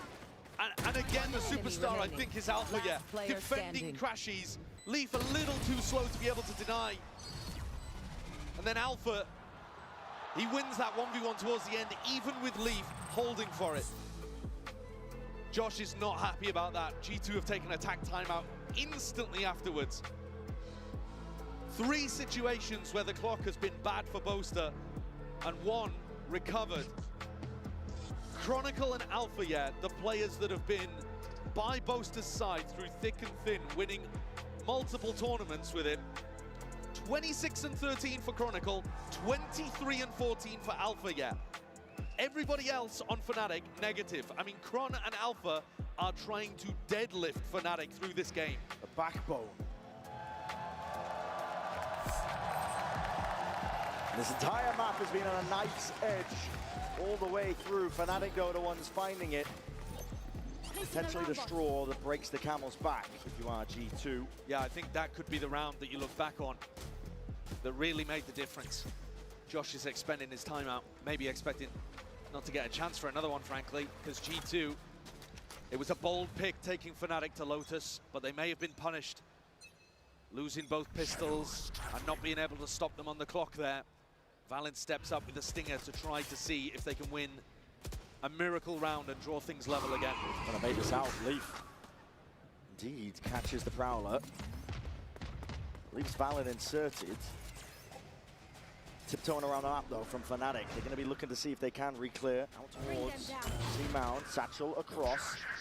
With the rifles here, ooh, Valen barely able there to escape and exit. Drone used for a bit more information. G2 just trying to clear up most of the map. Fnatic, slow game of theirs. Definitely applies the pressure evenly here to G2. And 2 players posted up towards Rubble. I'm not sure whether Alpha's calling for them to go back towards B. No, it looks like the spike's going to make its way towards this setup from Jorg and from Jonah. There's a seize. All broken. Jorgama respects it. Okay, Gatecrash is probably running out. Placing swarm grenade. I mean, at this point, G2 are just trying to play the clock again. 30 seconds. You have C's, you have flashes. Giving to delay. 30 seconds left. It's up to Fnatic to try and get a move on here. There's a round you cannot afford to lose. Not against the weaker weaponry, G2.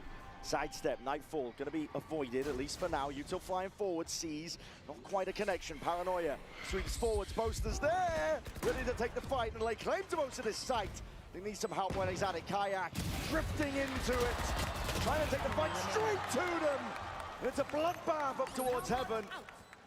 1 away from the ult. Kayak is going to be happy with that, and the last one spotted out, rooted out. Toxins going up. People just look to do some damage here, and Kayak's been set up perfectly. Showstopper for round 23. That shows you that the composure is still there for Fnatic. Not getting rattled towards the end, still trying to optimize even the smallest bits.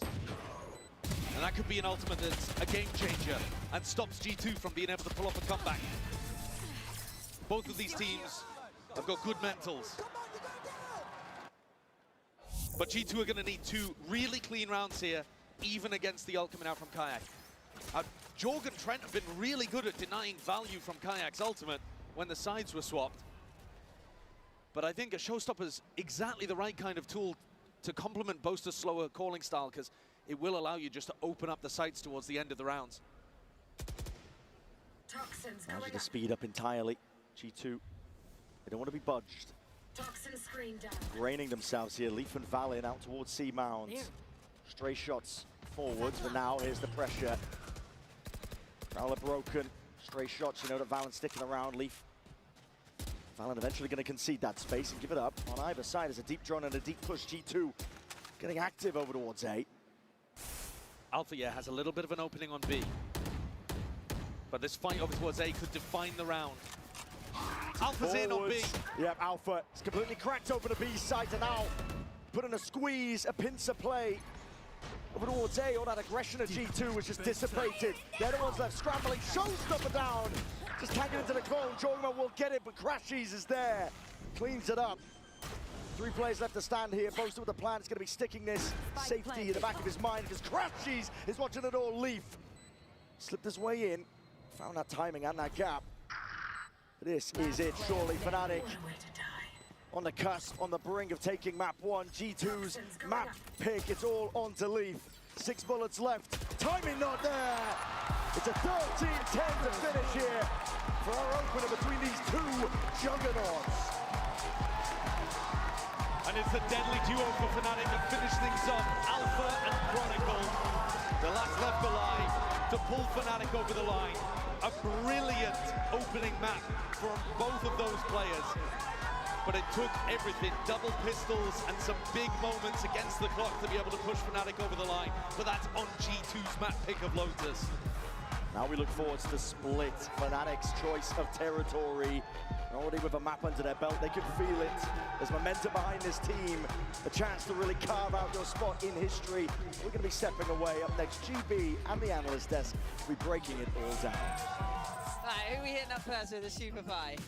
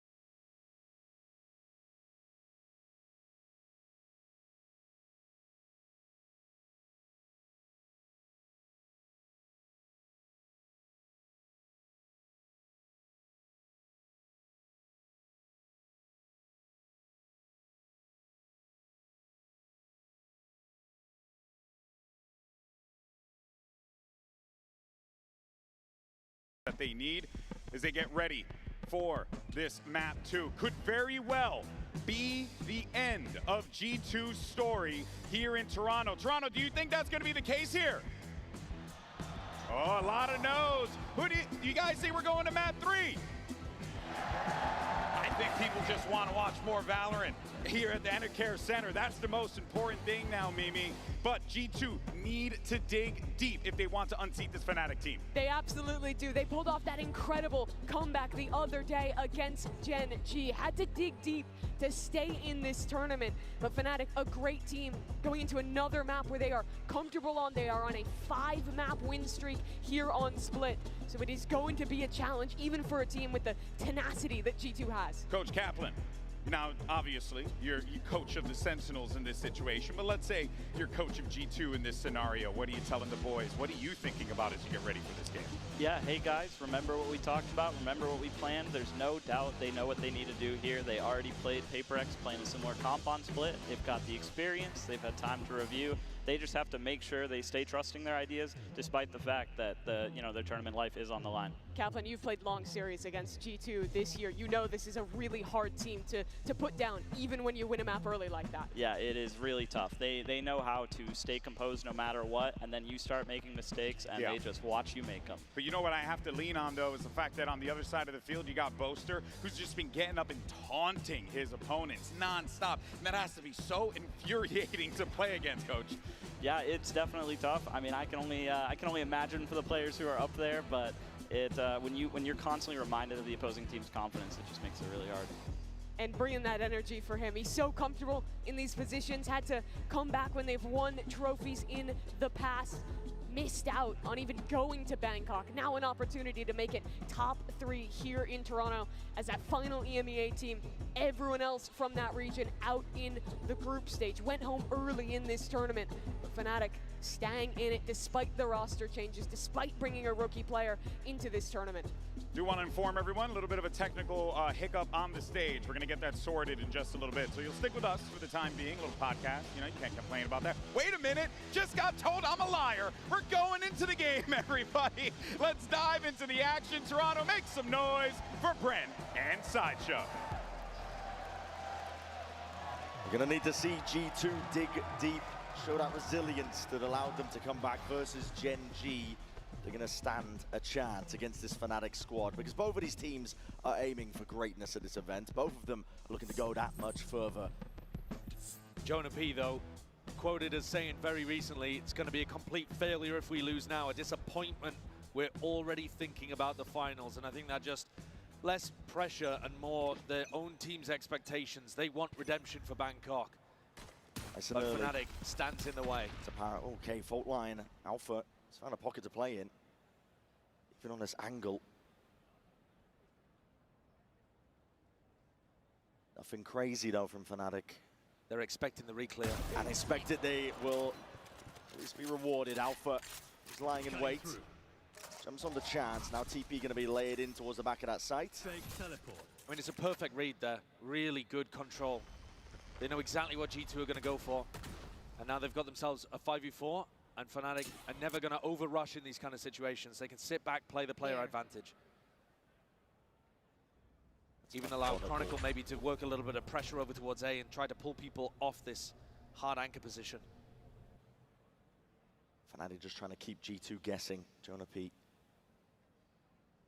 holding down that fault line. It's going to be able to contact a Leaf who's holding from the high ground. Full Phage utility and being dumped right now over towards A to try to pull people. There's only 2 now ready to defend B. There it is. It's going to be sailing up and over towards it. Exchanged evenly, but out of satchels in hand. Alpha. That's a great shot. Straight into the fray. Leaf is there. Trying to back with the flash is even better. Jonah P is going to do a lot from this spot. And Trent does supplement. There's still a player disadvantage for them. Time running short. You get yourself in through the back at this. The Heaven Lurk. Heaven Lurk is what they're waiting for. That's on the timing. Crashies just laying around towards the side. He's already dropped down, but he wasn't expecting it. Trent, if he stays alive, he's won the round. Trent! Absolutely ridiculous! That's an unbelievable way of the pistol round to finish. Trent is completely surrounded.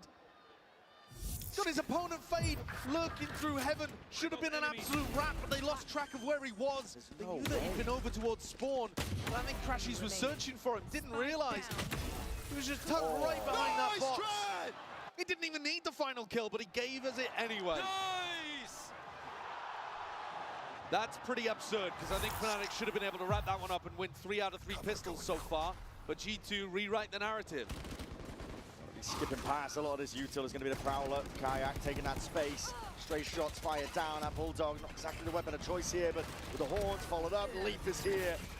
Fill in the gap to the defense. Oh, and the C's into the snakebite combo to give Leaf a third. Leaf now actually going to be approaching a Viper's Pit. He's able to clean up the rest of these players. Looking for the last few.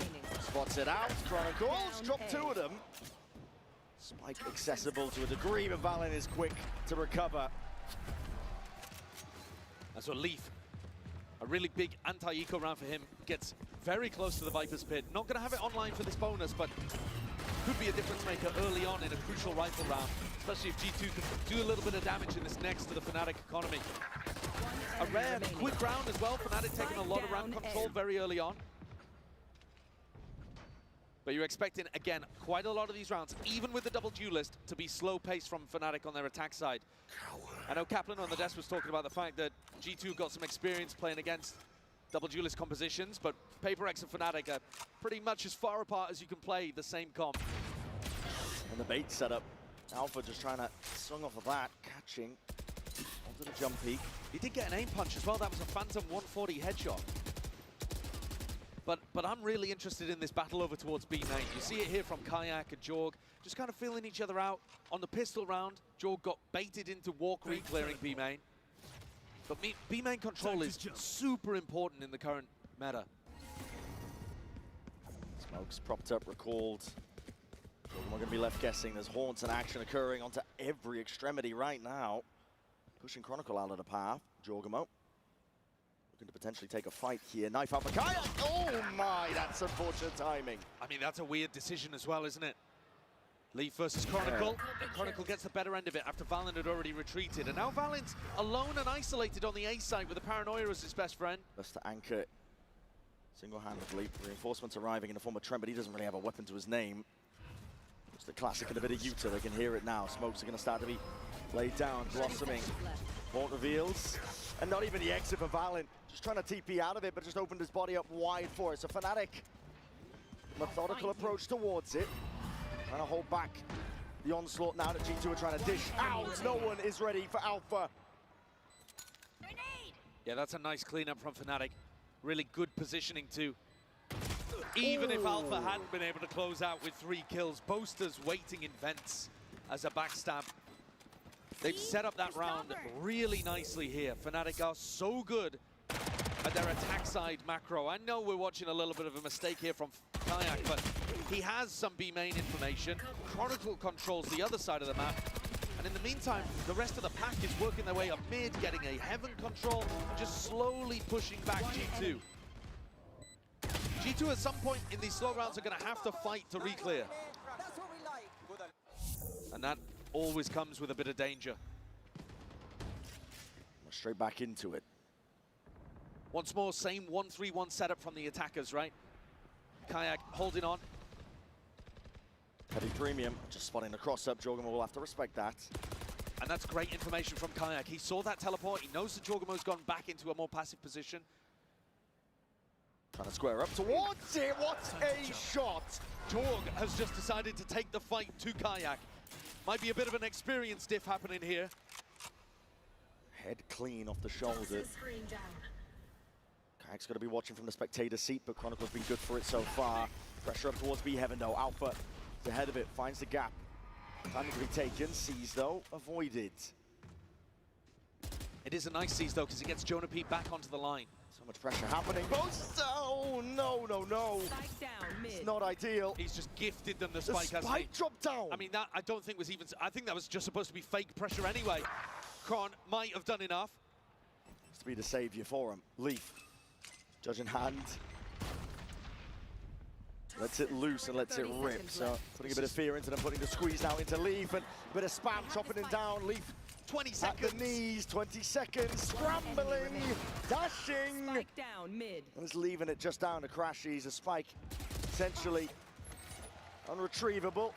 3-1 for G2. But Valen is just so isolated here, isn't he? Yeah, he's cut up on island from this point. Doesn't know if he's lost A heaven control. Doesn't really know where to lay it down to smoke either. Potentially trying to catch the cross. Fnatic are willing to play this one slowly. 45 seconds, that's a TP. Share for Devi, otherwise, well, classics. And Taking a fight, Valen chopped down. Showstopper even expended. That's out the back pocket of Alpha. This is going to be a quick scurry away. G2 do not want any part of this. 30 seconds Yeah, left. they don't want to get caught by some kind of splash rocket that gets fired into heaven. Their A-ramp fight is going to be crucial here. Chronicle's just been amazing today. He's going to try and do it all with a Judge! Chronicle! He's perfect! Hitting shots like that! Both are just supplements beautifully. Recall of the smoke, Jorgamo. Really going to commit into this. The money is low. I think G2 lost every part of this round. And lost Trent to that duel over towards A-ramp. Didn't really adjust. Valen thought that he could hold A, at least for retake, on his own. And Fnatic got into perfect positions. And then they just lost every important fight to Chronicle too. Gone here. The combo, once more, that 1-2 punch of Alpha and Chronicle. It's been immaculate today. They haven't stopped. And Alpha's going to open up a lot of these rounds. Kayak too. I mean, Kayak is certainly one of those players. He was lighting up the scoreboards, topping the rankings in EMEA for stage 1.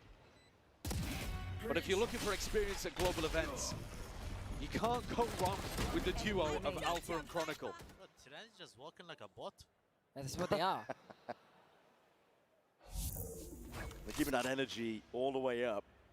Yeah, the disrespect. Confidence with it. Hard commit by Kayak, just jumps straight past, and this duel has taken place. Yeah, Jorg's had the better end of it most of the time. But at some point, with how aggressive and timing-based Jorg has been playing, he could easily get punished.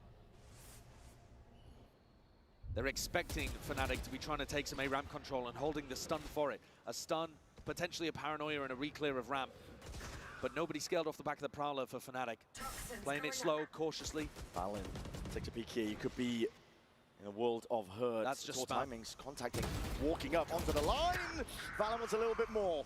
It's good with a trade though. Crashies shuts that down. Maybe an overpeak from Valen there. I think it's difficult to take one kill and make it into 2 against Fnatic when they're so disciplined. But still a player advantage. 3v4, wait, just see the barrel, just see the barrel! Clumsy movement, arguably, from Boaster there, just as they were calling out G2 for walking around like bots. And G2 in a 4v2. These rounds, you know, Fnatic don't get something started early in terms of map control or picks. You get some of these dull endings to the rounds, but G2 will be very happy to have the momentum paused for a moment. It'll be another round added up to their tally. 4th one for G2. And often when I do watch Fnatic play on Split, 10 seconds left. I'm hit by how nice the game plan is. I think often with how precise Boaster can be and how good the coaching staff is on this team, they often come out with some kind of immaculate read. I'm not seeing that just yet today. Leaf caught towards the end, but it's not going to do too much damage to G2's economy. It does put a bit of pressure down, but there's players that can drop. These kind of unfortunate situations, though, are just a killer for Fnatic. When you're playing slowly and you're trying to be disciplined and you just kind of get spammed through a smoke, it can throw a wrench in the works massively. Like I said, though, I'm still kind of waiting for that glimmer of brilliance that you often see from Boaster's Calling on the attack side. And I think a lot of it comes down to the fact that G2 have been able to keep control of B main, and that's where the fight's going to happen again early on. Jorg getting posted. Very early fault line. Jorg trying to take this one with a little bit more aggression. Off-angle play. It's going to be Util used to try and clear him out. And Shock to the corner. Kayak, his gate crash was set towards main. He's got no exit anymore. But Slusto towards the back of the side. Gives him access towards it. G2 themselves going to be backing out. They chose not to try to combine that with the Fade ultimate. You know, you still got that in your back pocket over towards the retake. Trying to take the fight forwards into their spawns. A flash and a play into it. Clone just eating a bunch of that damage. Jorgamo answers, drops down Kayak. Pit now into your face, and this dimensional drift needs to get value. Nightfall in through, into the back. Spam and a shorty. Jorgamo has got access now towards it, and Chronicle down. That means the Pit alongside with it. Jorgamo, there's no stopping him right now. Boaster is going to do it all from an uncomfortable spot indeed to buy time for Alpha, to buy time for this guy to shine. 7 bullets left, Trent repositions. 6 bullets. Leaves it into the 1v1 and time is ticking away from Bad Trent. plan. It's a bad plan, he's sticking this. Alpha! Have on it, Alpha wide. He's gonna swing, he's gonna swing it. now, Alpha! Oh! He claims it! What an angle to be found from Alpha here. I thought he beefed it for sure there. Knew that Trent was only going to get half in that spot and still had an angle to be able to swing out wide in B main. It looked like a horrid plant. And a really good combo. But considering the pressure that Jorgamo put down, getting 3 in the round, everybody else couldn't quite get it done. Look how tight that one is.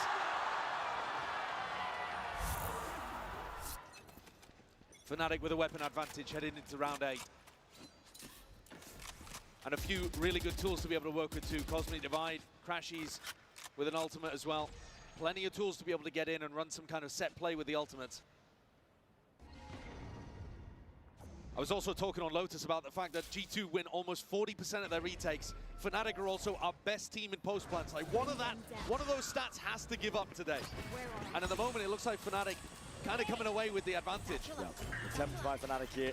Double dive in, TP into the back, Satchel's in play. Kayak has that backside control. Jorgamo forced to give it up.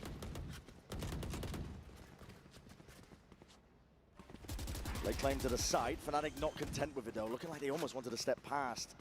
And through the spawn, just the deep seas. And once more, the best post plant team is playing against the best retake team. Let's see what comes out on top. Fight forwards, out towards Pillar. The guns, the weaponry, not ideal for G2.